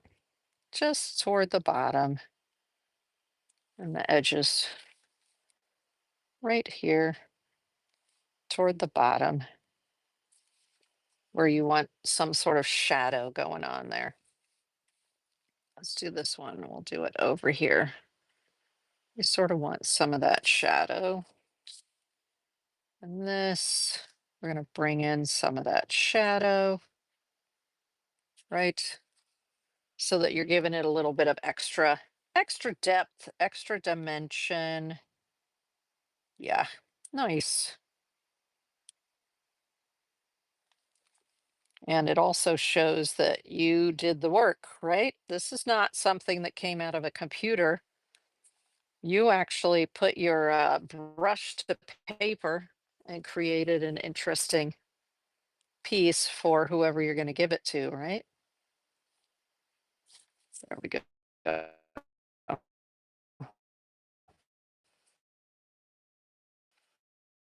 So that has a little more dimension to just a little bit more red down in here. Might as well. There we go. All right. It's coming along, coming along. Now I'm going to use that same green and I'm just going to create some leaves in the background. Okay. And I'm just going to put one leaf up here like that and just fill it in. I'll put lines in either with a darker color of green, watercolor, or I'll put the lines in with a marker. So I'm just getting the basic idea of where I want the leaves right now. So there's that. Nice. Where am I going to put another leaf? I have another leaf over here. Like this. And where does it go here? The edge of the leaves can be a little bit wavy for the poinsettia. Right now, I'm just putting it where I kind of want a leaf to appear, but I'm not worrying too much about the green. I want it to be sort of a light green so I can come back in with a darker green later. I'm just adding some variation to the edge here of the leaf. And I don't want to put too much down here because I want to be able to write down there, right? So I'm going to put part of a leaf right here and bring it this way. So I'm leaving the bottom so that I'll be able to say something down there. Okay, there we go. It's okay if you leave some white along the edges. That's fine. I like it when it sort of separates it from the leaf itself, from the flower. Okay, we got part of a leaf here and part of a leaf here. There, now we still have plenty of room to write happy holidays or whatever we want to write at the bottom, right? Nice. Okay. And that just gives us the basic leaves positions, right?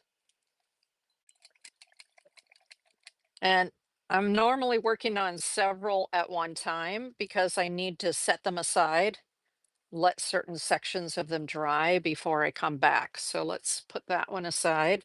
Let's do another one on this watercolor postcard paper from Jack Richardson. So let's open this one up and maybe do the snowman. I think the snowman is so cute that we were working on. Eh, So this is a pack of 50 postcard size, 4 inches by 6 inches. And it actually has the postcard stuff on the bottom. So if you wanted to send it as a postcard, you could. but I like to mount it on a card instead. So this is beautiful watercolor paper. Now there is only one side, of course, that we're going to be using, right? We won't be using the back side. Let's go ahead and I need to draw my snowman, right? So now this one is a little bit bigger. You see the space here than this is. So I'm going to have to draw the snowman a little bit smaller. Maybe I'll start with the, nope, I need to do the head here like this. And then I'm going to have the hat on top here, right? So this is the brim of that cute little hat.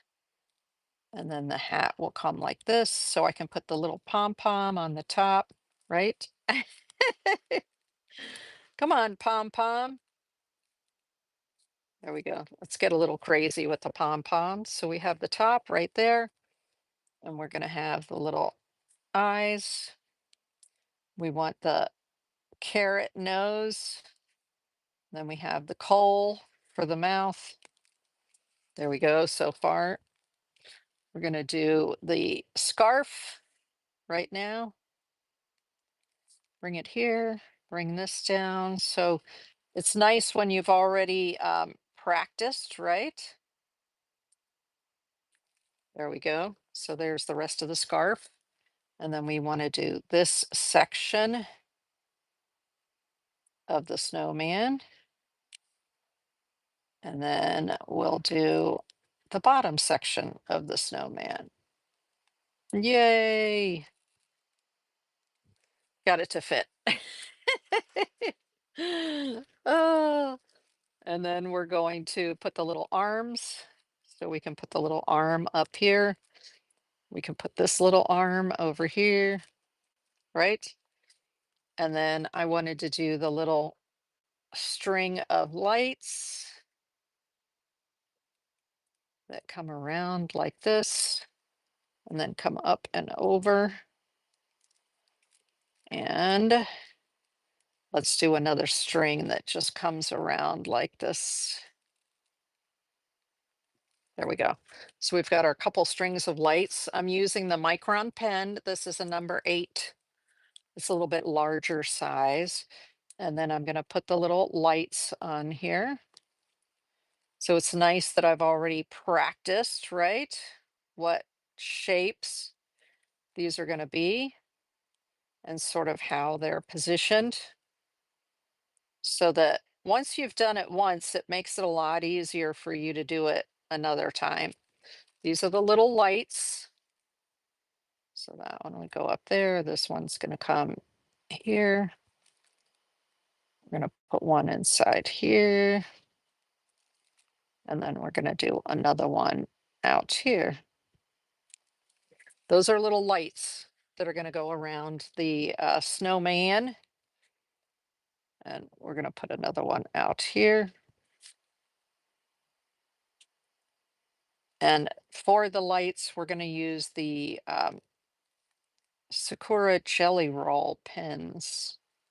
The pens, they work so nicely. Let's do that. So this is the one where you're going to take a little more time.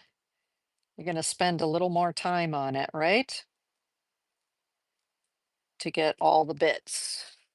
So there we go. I'm actually going to put one here. It'll just be a different color. So we've got our snowman, we have our lights. Now what do we want to do? We want to get this part wet and we want to put our blue over there. So let me get this wet with some water around the snowman like this. Whew. I'm going to get it all blue, right? And we'll put some water over here as well on this side. So we have a little bit of the blue all around it. Okay. And the blue that I'm getting is I'm getting some phthalo blue and some ultramarine blue. So it's kind of a dark blue. Nice. And we're just letting it run. Fabulous. Oh, I likey. And we're gonna let it run around here. I'm not worrying too much about the lights because with the lights, I'm going to be using the Sakura jelly rolls. And so the jelly rolls are just going to go right over top of any watercolor that's there. Okay. So let's bring it around him, the snowman. Nice. And we've got a bunch of blue. Fabulous. Now let me make it a little bit darker. I'm using some more of the ultramarine blue. There we go. A little bit darker. Come on. Come on, ultramarine. Run, run. There we go. I want it to be a little bit darker so when we put the white on there, we get a little more contrast, right? Okay, darker, darker. And I'm just going to put it underneath here. There we go. Nice. Okay, that's fun. Bring it there. Bring it up in here. All right, Mr. Snowman. Nice. So while that's drying, we're just going to put that little bit of cerulean for the snowman, right? I'm going to use the size 4 brush, so a little bit smaller. And instead of having this dark color, which was the ultramarine blue, I'm going to grab the cerulean blue right now. What's the brush brand? Flower Gazer. It's the Princeton Velvet Touch. Even this big one right here, this mop, is a Princeton Velvet Touch. So it's the Princeton Velvet Touch oval mop, 3/4 inches. Yeah, yeah, yeah. Yep. So right now, again, for the snow, I like to use the cerulean blue. There's just something about the cerulean blue. I love it. Love it for that. So we're going to put the cerulean blue right underneath here where there would be a shadow. And we're going to put the cerulean blue right underneath here where there would be a shadow around the scarf and back in this area right here. There would be a shadow. I'm going to put some around the bottom of the face, but we are going to be putting another color on there. That'll just help to show that there's a shadow. So here's our cerulean blue. I'm going to go around here also to just show the shape. I'm going to assume that the light is coming from over here. So I'm going to show you what I did here. You see this little area I left white because the light, I'm going to say, is coming from over here. So I'm going to put a little bit more around here just to give it shape, just to give give the snowman shape. And then underneath the hat and around the side and just a little bit around the outside there. Okay. So that's just to give the snowman some shape. It's my favorite color to use for snow is that cerulean. If there's too much, just dab it back off. Dab it back. There you go. Now, I like the hat being red and the scarf being green, right? You have to try things to see whether you like them or not. So let's do the hat. I want to bring a little bit more redness. So I have crimson in here. I'm going to bring a little bit of cadmium red light to get the color that I want. And let's put that on. Let's put that on the hat. Hello, hat. How are you? So we've got that part of it. Remember, there's the light sources over here. So I am going to put some of it on the edge there, but I'm also going to leave a little white spot and a little white spot kind of along the top there. There we go. So you have a little dimension there on the hat. And then let's do the scarf, which is going to be green. Uh, where's my phthalo green? Oh, phthalo. Phthalo green is such a bright green. I have to add a little bit of, in this case, hooker's green to it to tone it down. All right, we're going to come in here with the green. And the fact that we've already got some blue underneath the chin is going to make that area a little bit darker, which is great. And I'm just bringing it down here like this. Fabulous. All right. Then what I can do is come back in with one of those pens and put little lines on the scarf, put little lines on the hat, right? That's the beauty of having these little pens to do that. Now we need some orange for the nose. So I've got a little bit of orange here. And I'm actually going to add a little bit of white because I want it to be really, really, really orange. Orange. There we go. Nice and orange. And then we want the eyes to be black. So we're going to have to use the Micron pen there to get the eyes more black, but make sure you leave a little bit of white on the eyes for that extra personality, right? So you need to leave a little bit of white. And where's the white of the eyes? It's over here. Like the light is shining from this direction right here. Okay, lovely, lovely, lovely. Now what we can do while we're waiting for the rest of that to dry is we can put these little lights on. So I've got the red right here. And so I'm going to put a red one right here. Right, I've got the red, I've got gold. I can actually use this bright green also. Let's use the bright green. Love these little, like I said, these little Sakura metallics are just so fun. Here's another green one. So I would just go around and make these little lights. Oh my goodness. Where's the gold one? The gold actually goes really well over top of the blue. So if there are any of these that are over the blue, it can be helpful to use the gold on that section. So it'll show up against the blue. There's another red over here. Now what you're going to notice is I had that red going over top of the little arm.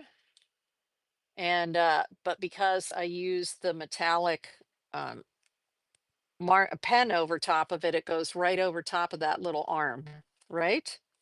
So you don't have to worry if the line went over top because you're going to be filling them in. Where's a nice little blue light? Maybe I'll do a blue light right here and a blue light up here. Cute, cute, cute, cute.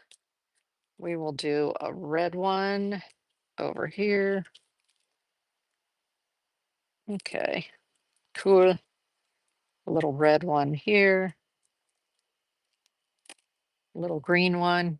So these came in a set of 10, just so you know, the jelly rolls like this. This is what they look like. Jelly roll, the original. I'll have it linked in the description of the video tonight after the workshop is over on YouTube. But you can see here, these are the metallics. Archival ink, opaque, and these, because they're metallics, they're sparkly. Hey there, welcome in everybody over on Whatnot. I'm showing how to paint a holiday card right now. Let's put the green in there. The green's not really showing up very well. Wait, dang. But you just have to try different ones to see which ones are going to show up, right? Like I said, I like the gold against the blue, and the red against the blue looks pretty good. Let's do a blue one right here. So these are the metallic jelly rolls. I think I have one more left. What color should that be? I think that should be a red one, right? Red.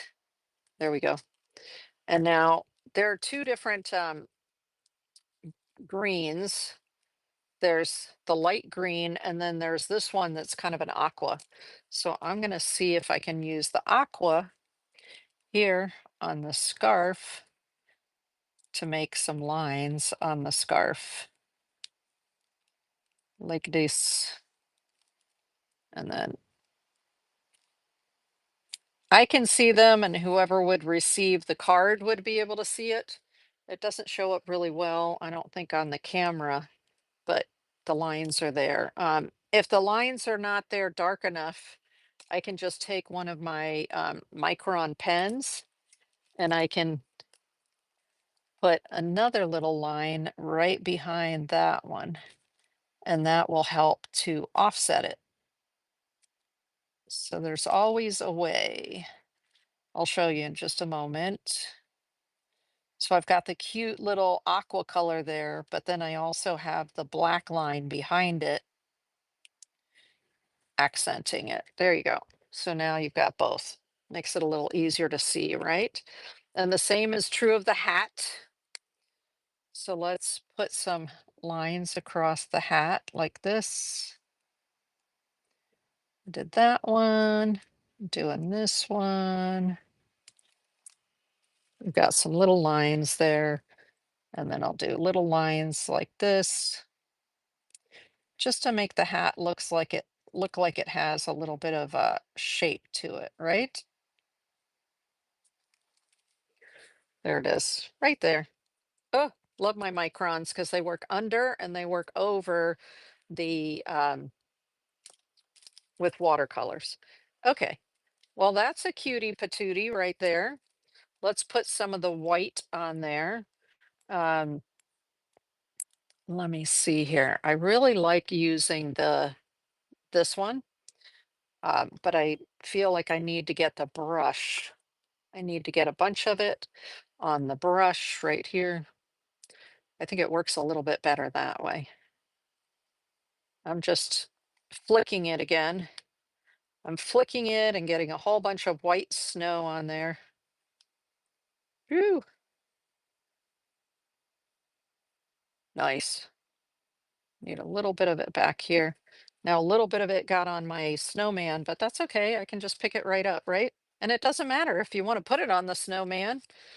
You can put the snow on the snowman too. There you go. If there's plenty of water on the brush, then I get like a little bit bigger snow. If there's only little bits, a little bit of water on the brush, I get a little finer snow. There you go. Ah, I got it on the face again. Let's get it up off the face. Perfect. So here we go. You can see, can you see the snow there? Now, of course, before I write Merry Christmas or Happy Holidays, um, I need to set this aside and let it dry because you don't want to have wet paint on there when you go to write your message. Like it. Thank you, Annette Collects and Sells. Yeah, this is super de duper cute. Love that effect.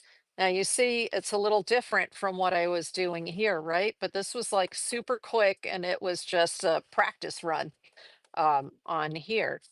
So let's do another one. Let's do another one. Oh, let's go back to this one right here. See, that's why I say I always have a whole bunch of them going on around me because they're in different stages of drying, right? So this one right here, let's put some other marks on there. We need some of the gold. So I actually really love the Signo Uniball gold. So do I have it out yet? Yes, right here. So I'm going to use the Signo Uniball gold, and I'm going to come in here and I'm going to accent these green spots, right? The green that's already in here, and add some other ones. I'll show you in just a second. I'm just using some of the gold in here to sort of accent that.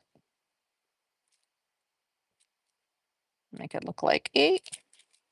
So you see how the gold is in the middle there now? Awesome. Awesome. And at this point, I like to go back in with the black. So this is a 08. I usually use a graphic number 1 or a 08 for these kind of adding these additional lines. So here I've got the 08, and I'm just going to add a line in here. You know, the little bitty bits that go with with a one of the ooh, petals. And here I'm going to do this right here. So you see how those are going to put those little details in there. Just to add that, just a little bit of zhuzh to them, right? There we go. Add this here. So we've got a little bit of extra going on with the leaves. Ooh, or the petals. I'm looking at it going, wait a minute, you need to go up a little higher. There we go. And then we want to do something with the leaves. Now, what I did before on my other one was that I used a small brush. Where's my small? Let's use this one, the size 4. You know what? This is a brush from Famui. I just got a nice set of Famui brushes for myself for an online workshop that I'm taking. And I found that this particular one, which is their size 4, holds a really nice point to it. So I'm going to dip that in, and I'm going to grab a darker green. So we want a darker green to put in the, and we're going to mix it a little bit with the previous color that we had. So they're kind of the same. But this seems to hold a nice amount of paint. And you can see here, I'm going to show you in just a second. Wow. Right? It holds a nice amount of paint and really comes off the brush nicely. So let me, you see how it made those lines very nicely? That, like I said, this is the Famui round number 4. And let's get some more lines to go off to the side. I'm kind of looking at my reference photo that I got off of Pixabay. And we're just going to do some lines off the edges here like this, just to give a little extra dimension to the these leaves. That, see how you can, that's, I really like the point of this number 4. It has a nice snappy point. There we go. I'm able to add these little details super easily, but that's what you want to do. You want to come in here and you want to put some extra details on those leaves.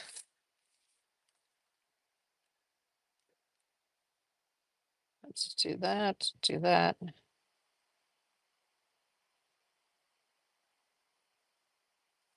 Sorry, I'm not talking. When I get really in the zone, I don't talk. Most of the time I don't talk. It's just when I come on with y'all, then I talk, right? I have to talk. I gotta babble. Babble. Go. So we'll just put these little details in here. And this way. More. So almost done with that. And then, of course, you have to practice your handwriting so you can write what you need to write down in here, right? But we'll do that in just a moment. Yeah. Just get some of this coming out. There. So now we've got the poinsettia and we've got the leaves. Nice. It's obvious it's hand done, right? And like I said, I like when I do the watercolor to leave a little bit of that white showing so that it's obvious. This is not a card that you printed out. This is something that you hand painted for somebody. All right, we're going to set this aside to dry for just a little bit. Now let me get one of these um, handmade papers. Look at these. So this is handmade paper. I believe it's from India. I think, yeah, made in India, exactly. And so these are individually handmade. I believe it's 100% cotton. Does it say on there? Let me see. It's not saying on there, but I think they're it's rag cotton, meaning that they take old T-shirts and stuff and they pull it all apart and they use cotton to make paper.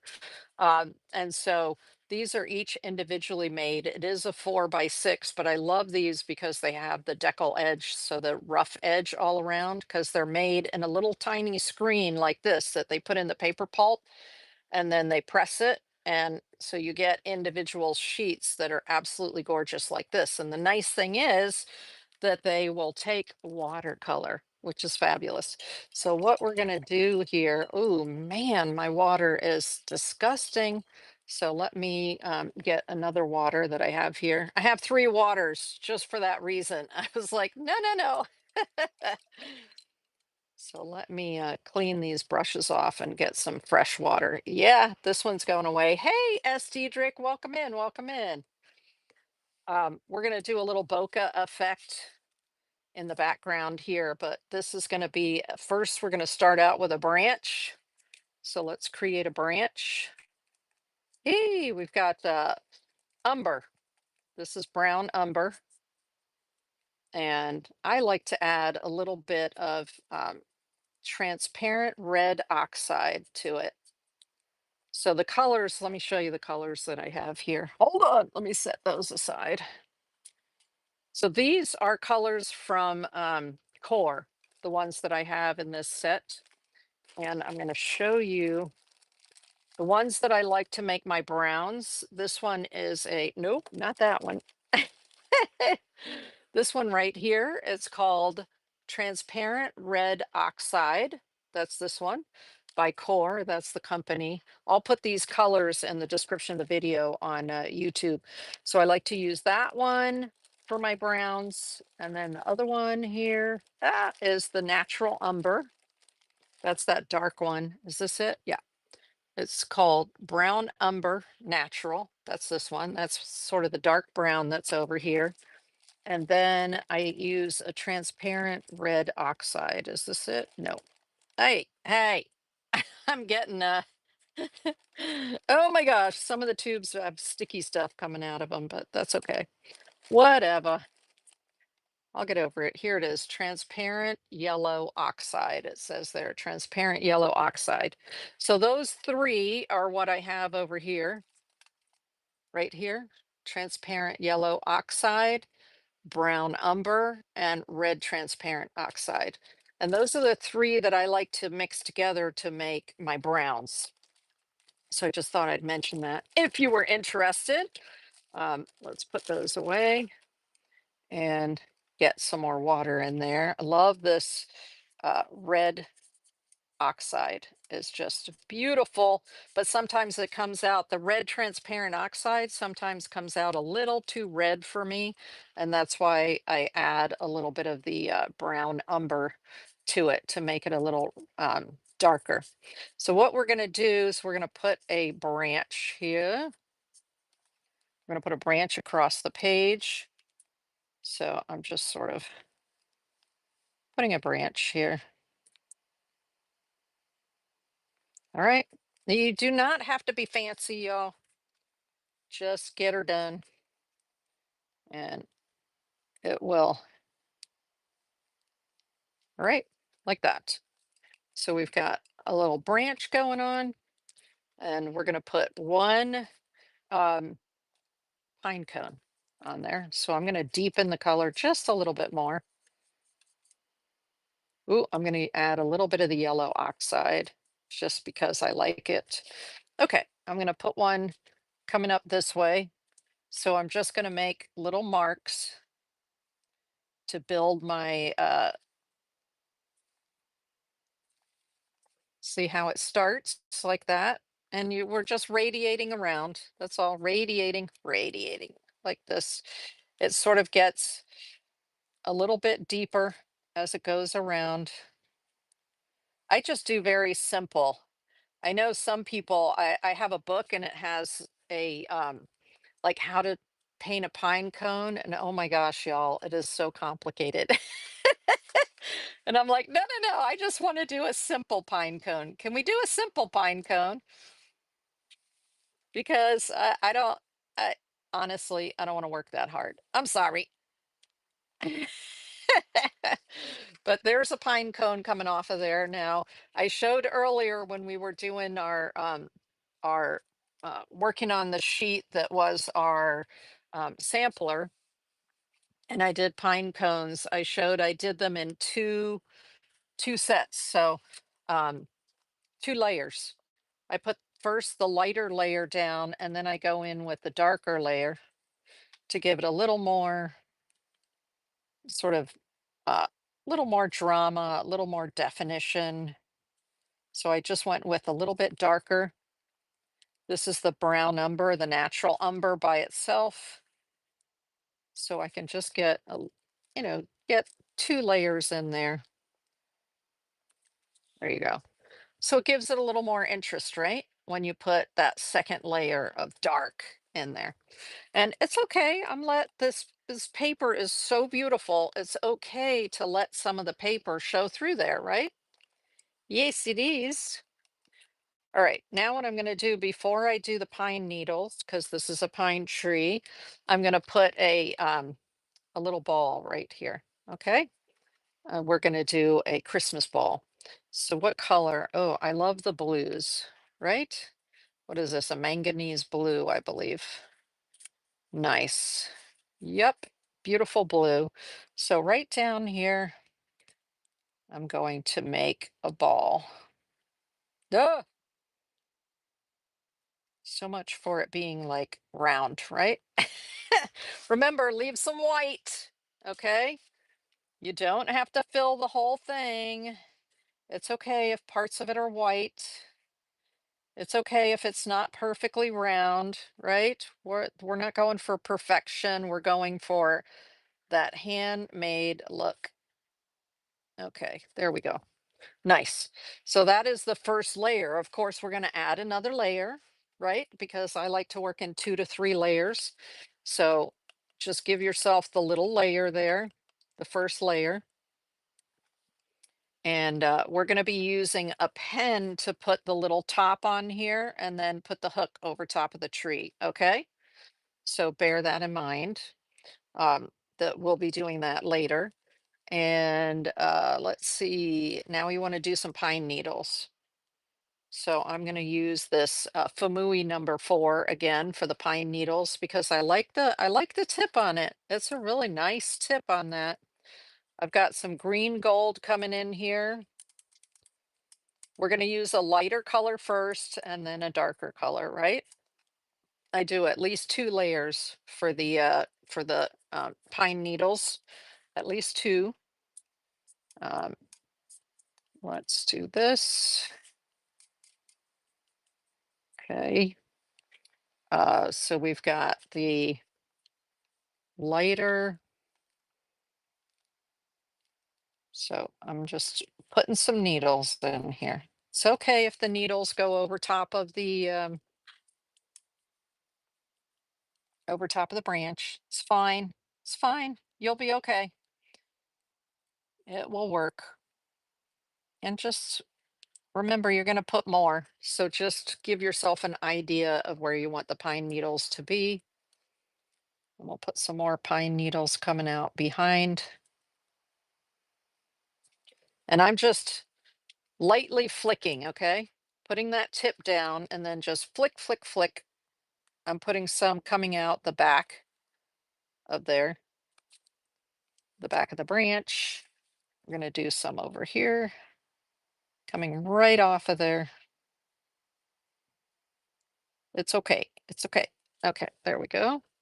And then some more coming off of here.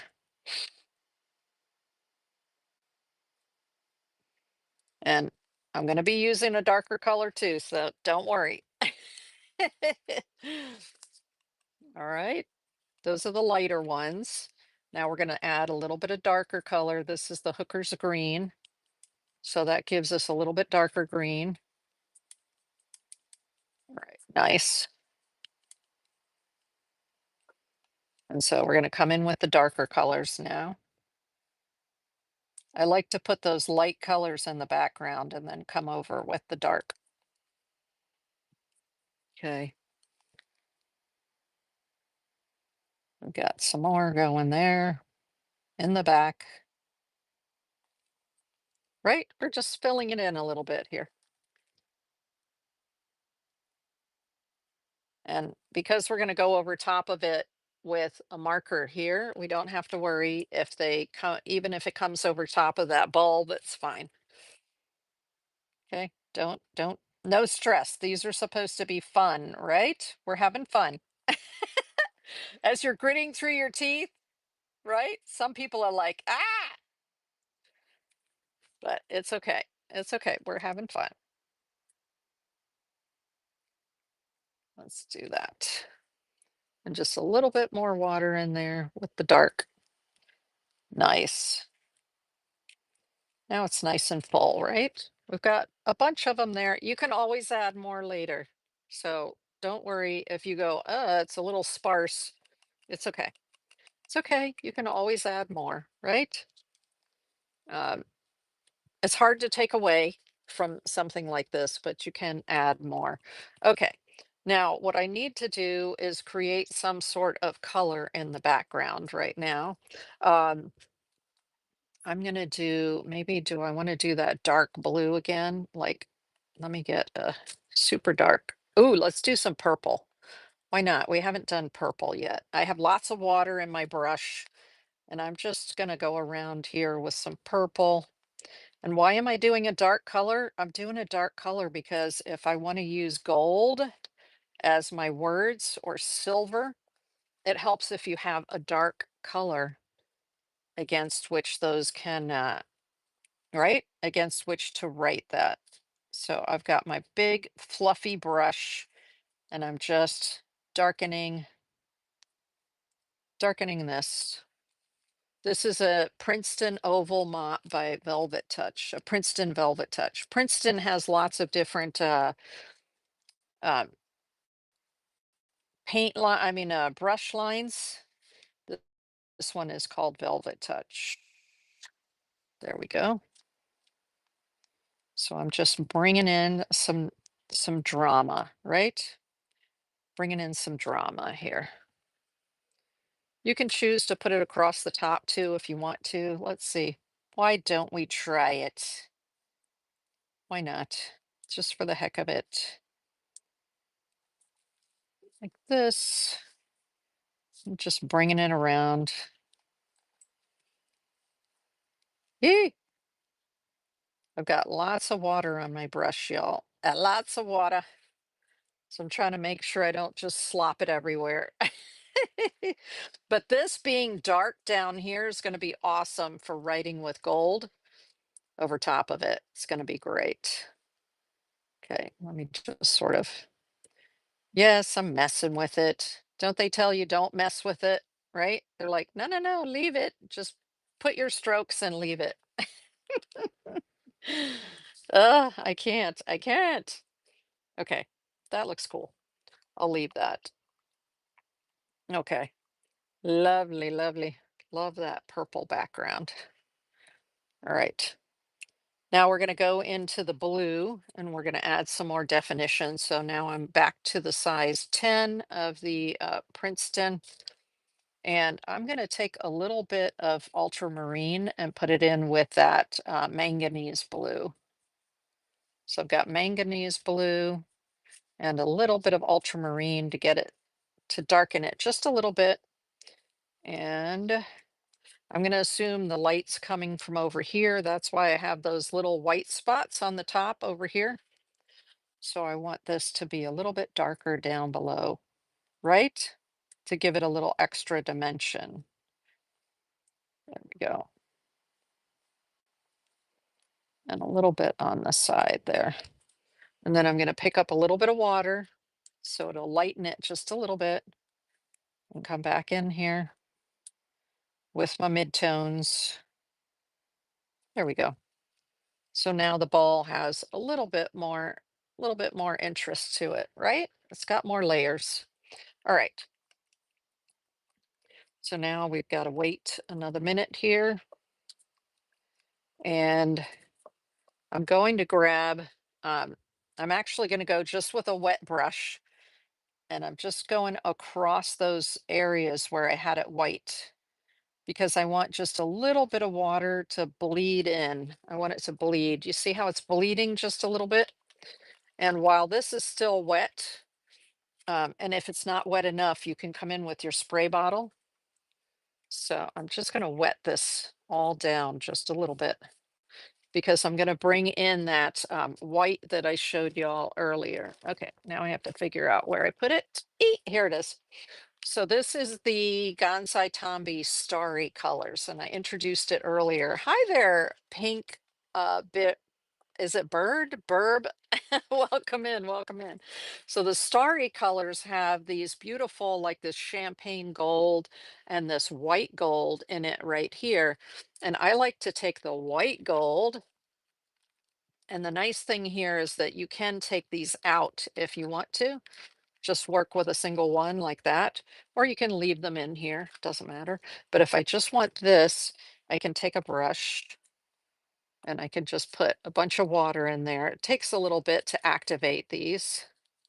Yee, got to get it activated with some water. Let's add a little bit more water like this.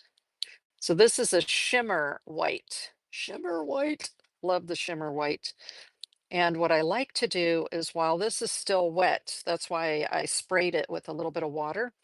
I can tap this and put that, get what looks like snow on there, right? With the white. Get plenty on there. Make sure the brush is wet so it'll come off. And that way we can snow it. Uh-oh, I'm getting snow in there too. Wait. That's cool though. Okay, so we've got the snow going. Now I noticed that some of the blue is coming into here. Don't worry about it because what I can do is I can just go around that ball with a pen and incorporate it in and you won't even notice it, right? So no stress. These are no stress cards.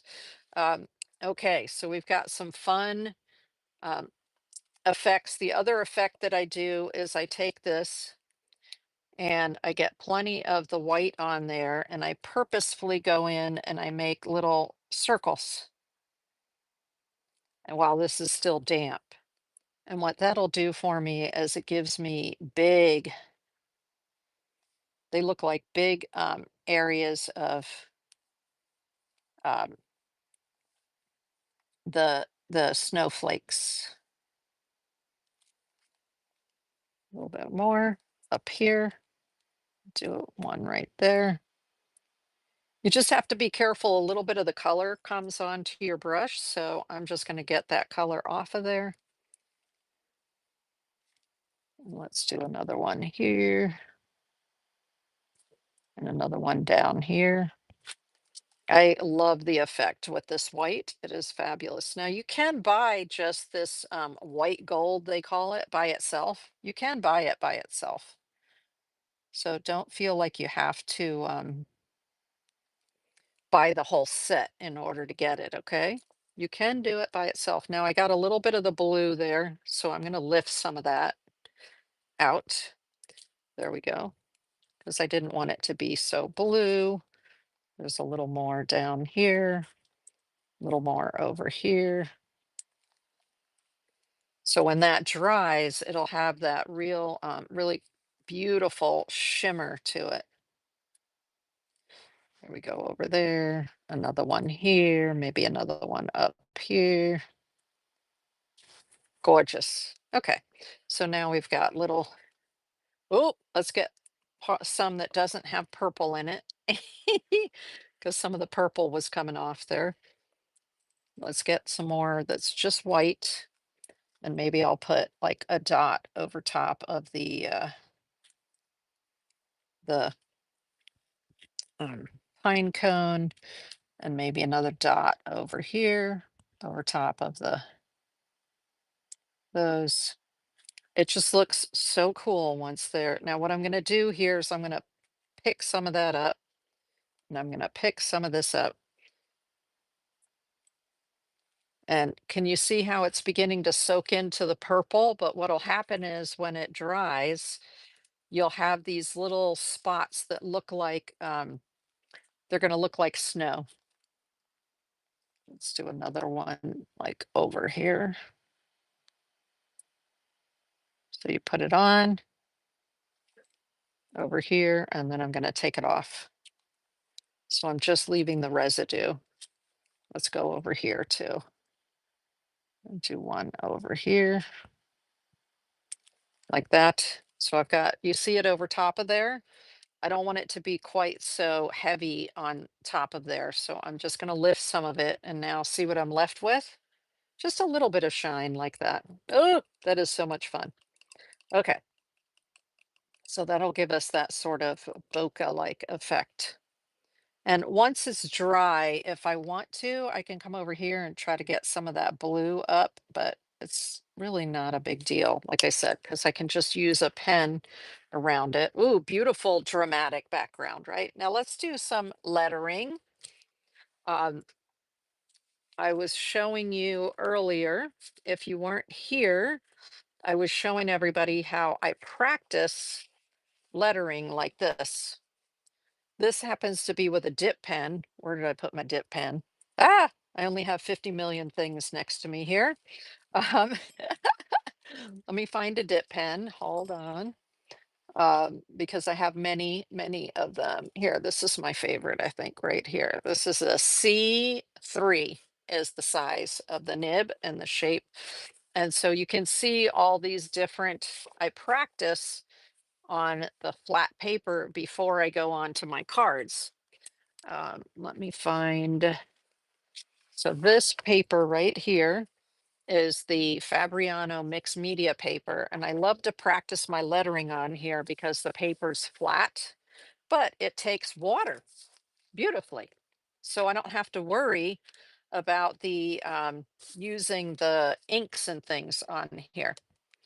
Okay, so usually what I'm using for ink is I will either use if I'm doing black, I'm using an India ink, or I'm using this Rohrer and Klinger sketch ink. And the reason is because these are permanent inks. As a matter of fact, where's my little container? You see all the black that got left on there? I cleaned it, but it didn't all come out. That was from the India ink. So let's try some of the India ink like this. Eee. What I do is I take the India ink out of its bottle and I put it in this little tiny bottle because it makes it easier for me to dip and get the right amount of ink. Because if I try to dip inside here with my pen, I could come all the way up here with the ink, and that's too far. I want to be able to control how far the ink goes. It only needs to go to about here in order to fill this pen. Okay. And so it's a lot easier to see if you have a little tiny tub like this. You can dip it in, you can fill the reservoir, and then you get rid of the excess on the side like this, and then you can do your drawing. So, like happy, and you'll get to know which size and shape of nib you prefer. I happen to prefer this C3. I like the C3 a lot, but I showed earlier, if you weren't here, this set from Speedball. This is a vintage set, but they have something similar to this now where you receive a couple of different sizes of nibs and a holder, and then that you can practice, you can play and find out which pen and which like this one is a nice pen that has the, it just doesn't come in the set, but they're easy to find where you have the cork here. And so it's really comfortable to hold. But this is perfect having this little, and these you can just buy them in sets, little teeny tiny plastic cups with lids. Okay. Um, so happy uh, holidays, maybe.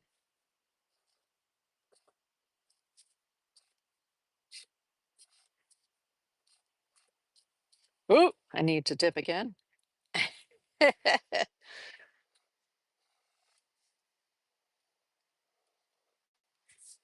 So you can play around with your different fonts um, using it on this beautiful paper. Let me do Christmas.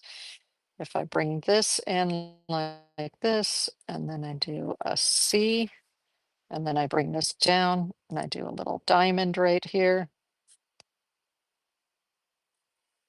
That's a little thick. I would probably switch out to a smaller nib. Like you see how this one has a smaller tip to it?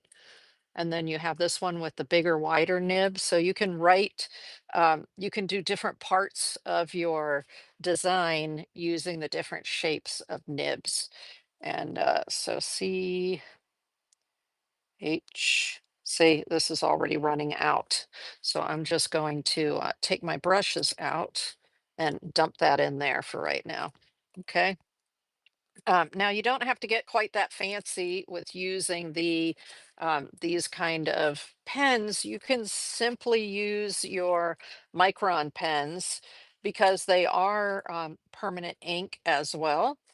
And you can use brush pens. Let me see. I don't particularly like the Micron brush pen. This is the brush pen from Micron. There's just something about it. I don't really like it doesn't, on these papers, I don't feel like I get a it's not a good brush feel, and it skips a lot. And that's why I prefer the pen, these kind of dip pens. I prefer the dip pens with the ink for doing this kind of script because it's more fluid and I have a lot more fun with it. But you absolutely can write with your micron pens. Where's the graphic? So I can do this. So you can see I practice a lot on this kind of paper. So let's do HAPPY, and then holidays.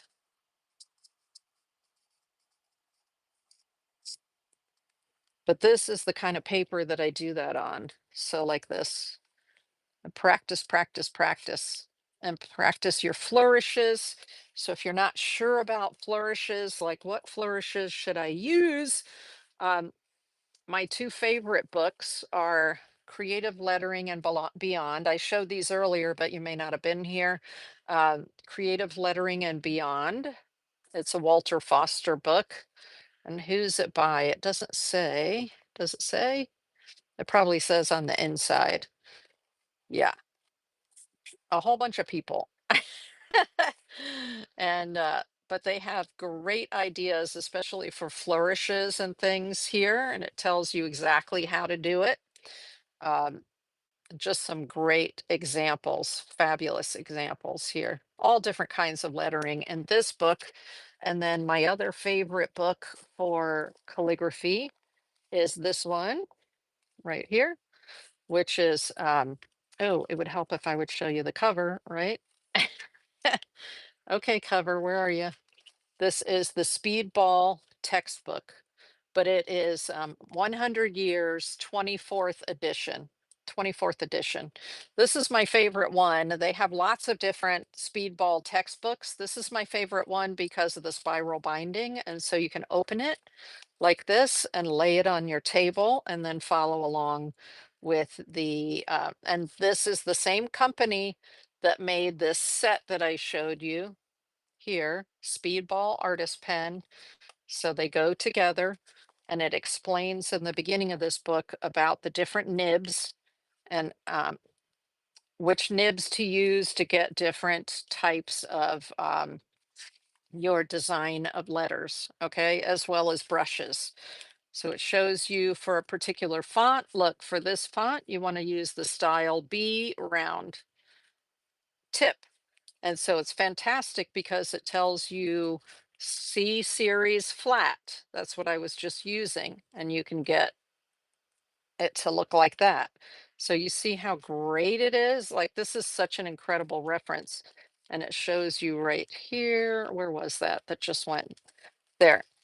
So this is a specialty nib, and it's showing you exactly how to move in order to get those various shapes. Isn't that awesome? Awesome book. And I love to look at this for flourishes. You see all these incredible flourishes here? Heh. So that helps me when I'm practicing to decide what it is that I want to say. As a matter of fact, I was looking at this book when I created this right here, where it says be of good cheer, and you see all these little flourishes and things here. That's what I was looking at this speedball book when I was uh designing that, okay, writing that. Now the other besides using the black ink and these dip pens, you can also do gold on a brush. So let me show you that. And then we'll do one. Okay, so this is a watercolor book, and this is me. See the gold in there, but that was on a brush. So I used this Famui number 4 that has that really nice tip, but also holds a lot of paint. So it made it easier for me to do these letters. So that's joy to the world, ho, ho, ho, Merry Christmas, Happy Holidays. Before I wrote in this book, I warmed up first by using little chunk pieces of paper, and the ones that I liked, I just saved because I could take this, for instance, and I could just attach it right to one of my cards like that. Or not, but there, happy holidays. See, I could just attach it with double-sided tape like that. So you don't always have to write directly on your piece. You can do this. This one says joy to the world. So you could do something like that, right? So don't think that you have to write directly on here if you're not comfortable with that. Instead, you can do your lettering on other surfaces and then attach it if you're more comfortable with that. Okay, that's one of my tricks. Let's go ahead though and write on one of them. I'm going to move this out of the way. And I'm also going to move this out of the way. The nice thing with this travel set is there's a channel down the middle. So that's where I put this Daniel Smith watercolor stick, is right there in the middle. Isn't that fun? Hee hee, love it. Boom, just like that. So let's move that out of the way so that we can do some lettering. All right, here we go. And I think maybe we'll do gold on this one. There's a little bit of gold in here. So of course I could just use my gold pen, and I could write.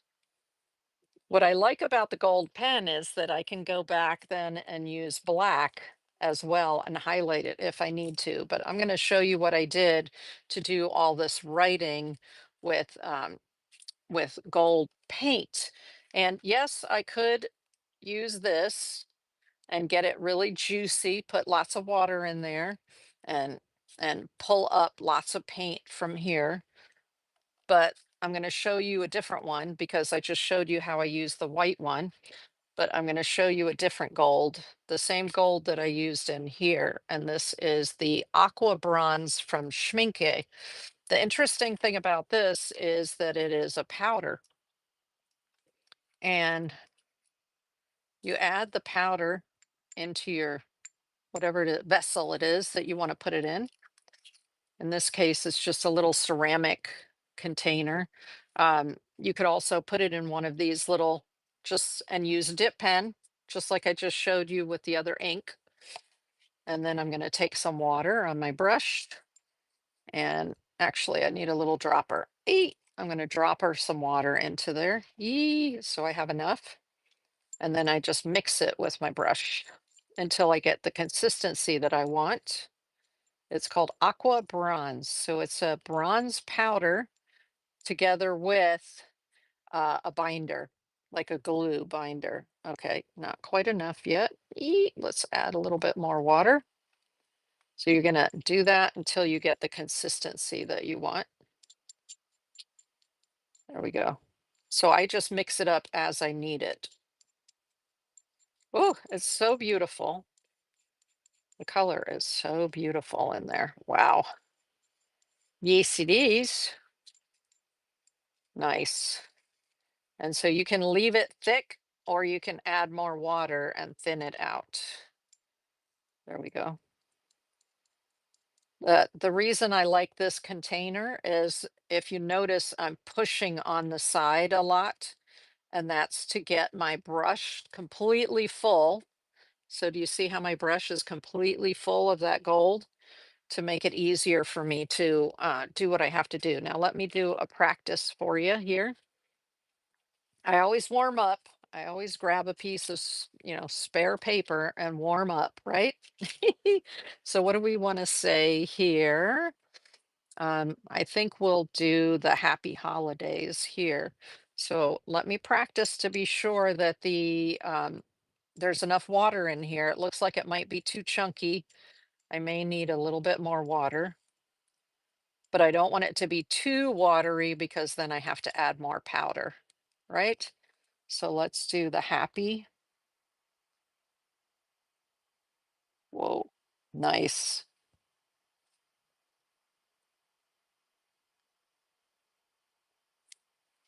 There's happy. And then see, I'm constantly rolling it on the edge to bring all the paint down to the tip. Happy. And then H-O-L-I.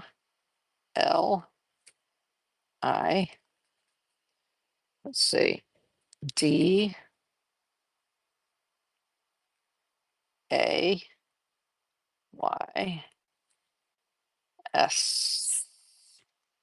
Happy holidays. Ooh, that looks cute. And it's the paint is flowing off of the brush. Can you see it there?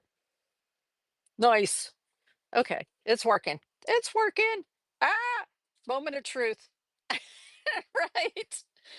Oh my goodness. Okay, I'm turning the brush, twisting it to make sure that I've got a nice tip to it and the paint is pushed down. I'm actually going to put a little bit of this paint right where I had the other gold up here because this is a little bit brighter than that marker, that pen that I was using there. So we get it a little bit brighter. I like brighter. All right, I'm filling it up. Ah! Okay, here we go. Here we go. That's why I love the idea of doing this. And then you just glue it on because then you can get it exactly the way you want it. And then you put it on there and you don't have to be nervous about putting it directly on. Ah, here we go. We're just going to do it. So I'm holding it pretty tight and pretty close to the tip so that I have good control over it. All right. And I'm going to write the word happy.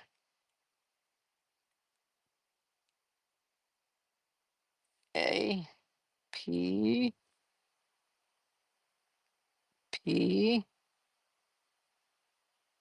Y.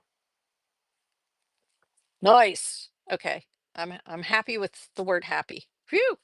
Ah, as I wipe the sweat from my brow, right? Aye. Okay, here we go.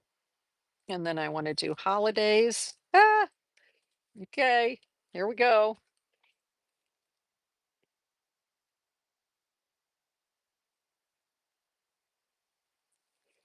H-O-L.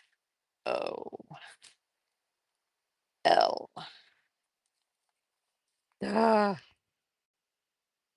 Now, if you really want to be precise, you can use a pencil and make yourself a little grid line in there so that you keep your whatever it is that you want to say within the grid lines, right?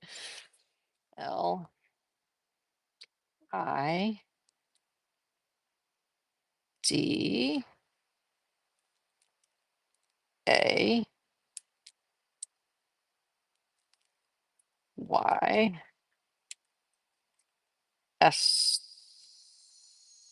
There we go. Okay, I did it. Happy holidays. All right, cool. So that is an original. Now, sometimes I do go back, like with this H, this first half of the H.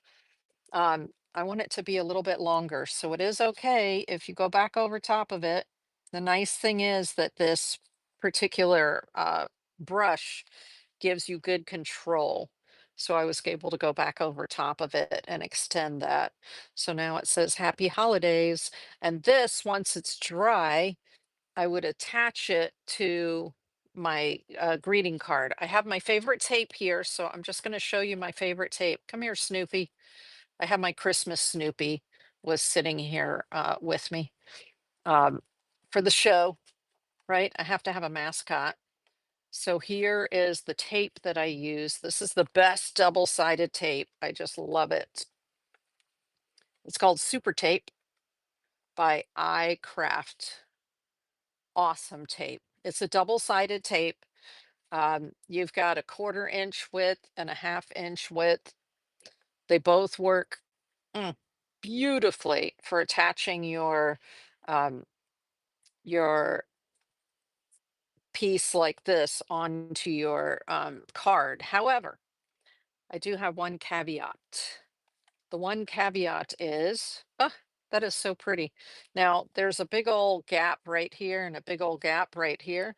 So I'm going to make a like a snowflake kind of thing. I make an X and then I put like that. You see that right there?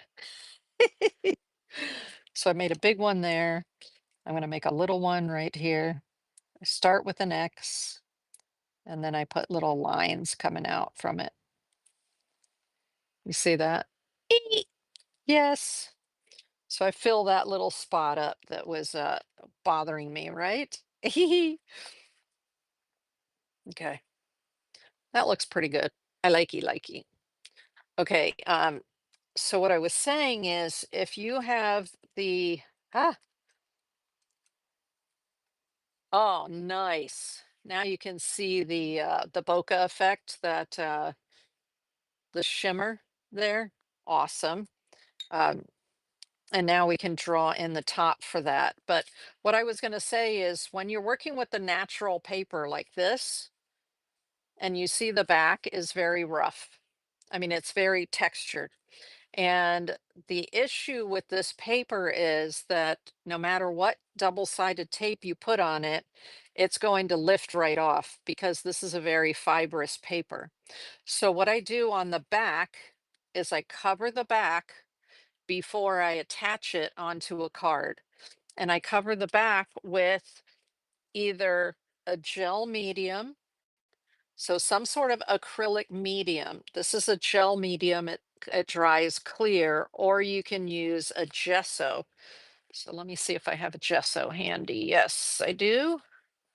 And this is a gesso. Ah, you can barely read where it says gesso. So gesso, this is a white primer. You can use the acrylic gesso. Um, I actually prefer using the acrylic gesso. That's the one I usually use. This is a clear gesso from Liquitex, that works too. So any acrylic medium you can put on the back and it will seal this up. It'll seal the texture and then it'll make it receive your tape. Your tape will stick to it if it's coated with some sort of acrylic preparation. Okay, so don't try to take this and directly tape it down onto your card. You have to seal the back first with some sort of acrylic paint or acrylic gesso or an acrylic gel medium. Okay, that's really important. Let's go ahead and use the, I want to use the gold. I have the gold Uniball and I'm going to put a little top on here. I'm going to have it come up like this. So this is the little, I'm going to actually have it come, I'm going to have it make it look like it has a design to it. So you see the little top there to the ball. And then let me make sure that it's up and it's the right shape. Yep. And then I'm going to put a hook over top of here. So now I've got it hooked onto the branch because there's a little loop up there. Now I've got it hooked onto the branch. Do you see that? So I just used one of my pens, my Signo Uniball. Now I can go in here now and do designs on this little ball. I can also circle the ball. So sometimes let's say I was going to write on this in black. I would take the black pen and I would go around the ball like this. Now there's a snowflake there, so I'm going to go around the snowflake, right? Roop. And this is where if it bled a little bit, you can just put it right around the area where it was bleeding, right? And really, you don't even notice. So what I like to do is I like to make the lines really kind of wobbly and outside each other. Why? Because I want it to look like it's handmade and not something that you got at a Hallmark shop. So I usually go with a double line of some sort. There we go. So there's the double line around it. Hee hee. And then you can use any sort of other marker to do your designs on the bulb. Um, what do I want to use? I don't know. There's so many choices. Let's use this.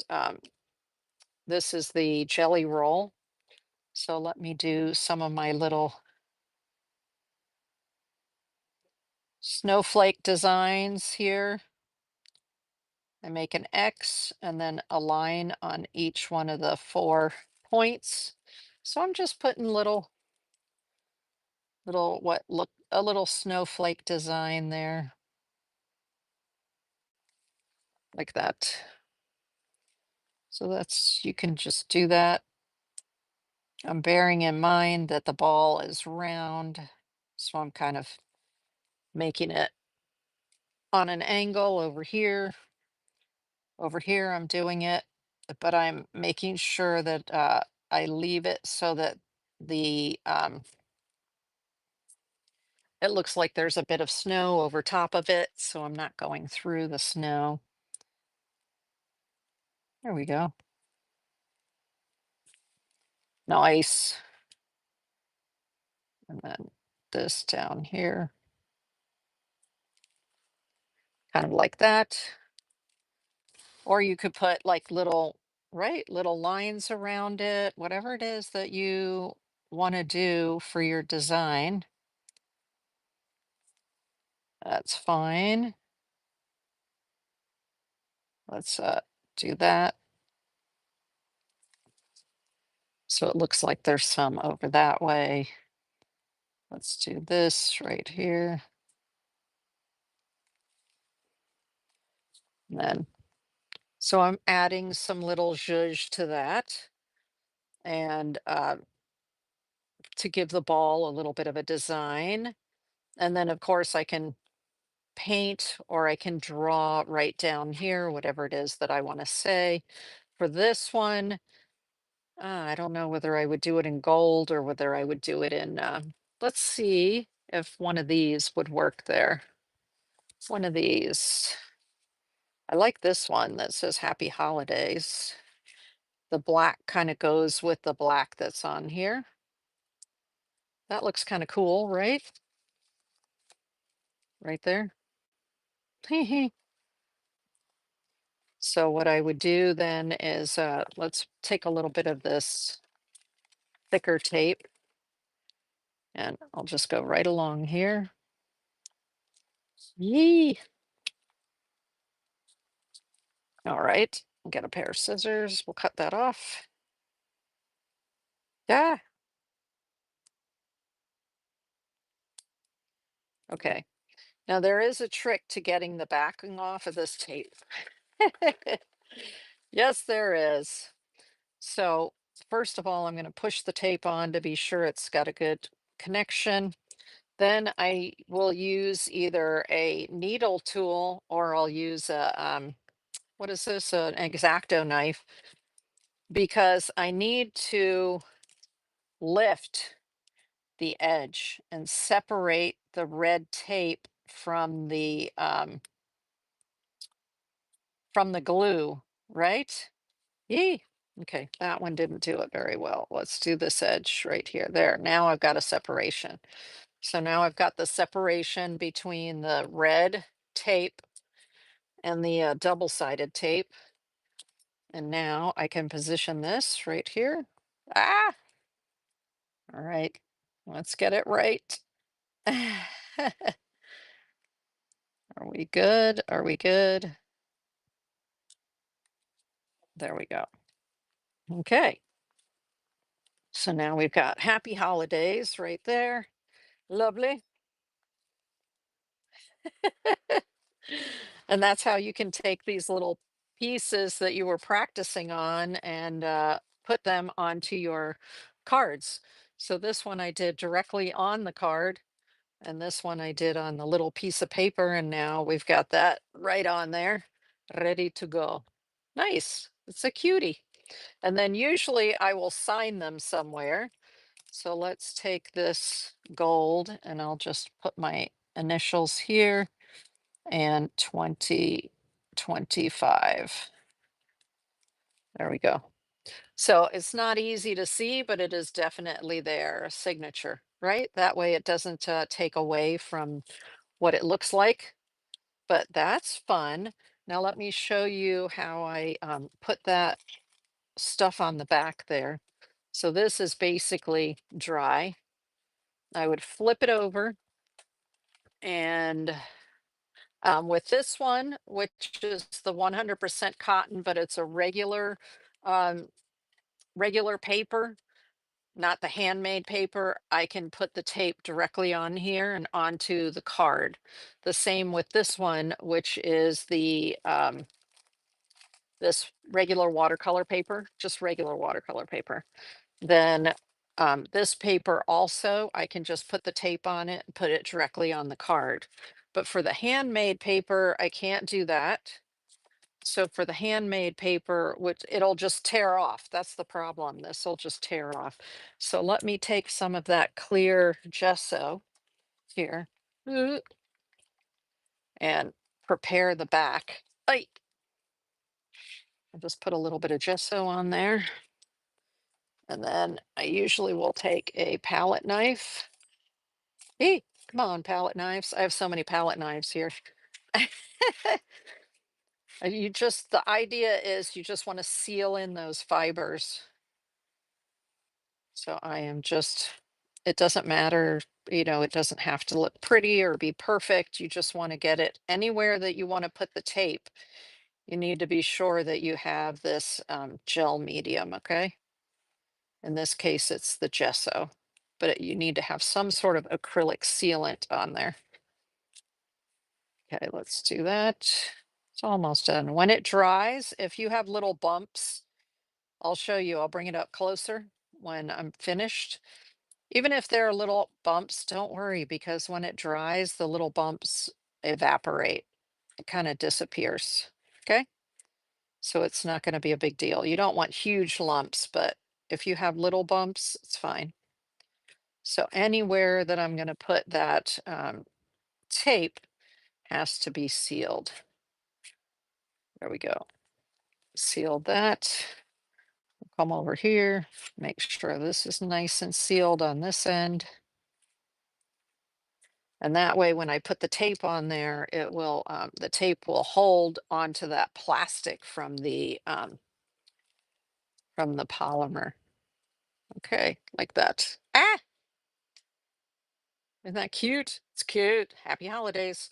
So I'm gonna leave this sit like this to dry. After it's dry, it can be taped and attached onto a card. And I use a blank 5x7 card so it can easily be put into a frame. All right. Yay. That is it for the workshop. I hope you enjoyed that. Ah, I'm happy. I'm happy with this one. And this one, I'll come up with what I want to write over here. I used a dark color because I want to possibly use gold on there and have it show up. Here you can see it's a little harder to see the gold because it's on a white background or a cream background, but I'll have some fun putting something over here, be of good cheer or whatever, something like that. Um, See, something like that could go there. Joy to the world. Hee hee, right? So I'll make those decisions later. But I thought it'd be fun to show you a couple of variations on um, Christmas cards. I hope you enjoyed that workshop, and I'll look forward to seeing you at another one of my workshops. Thank you.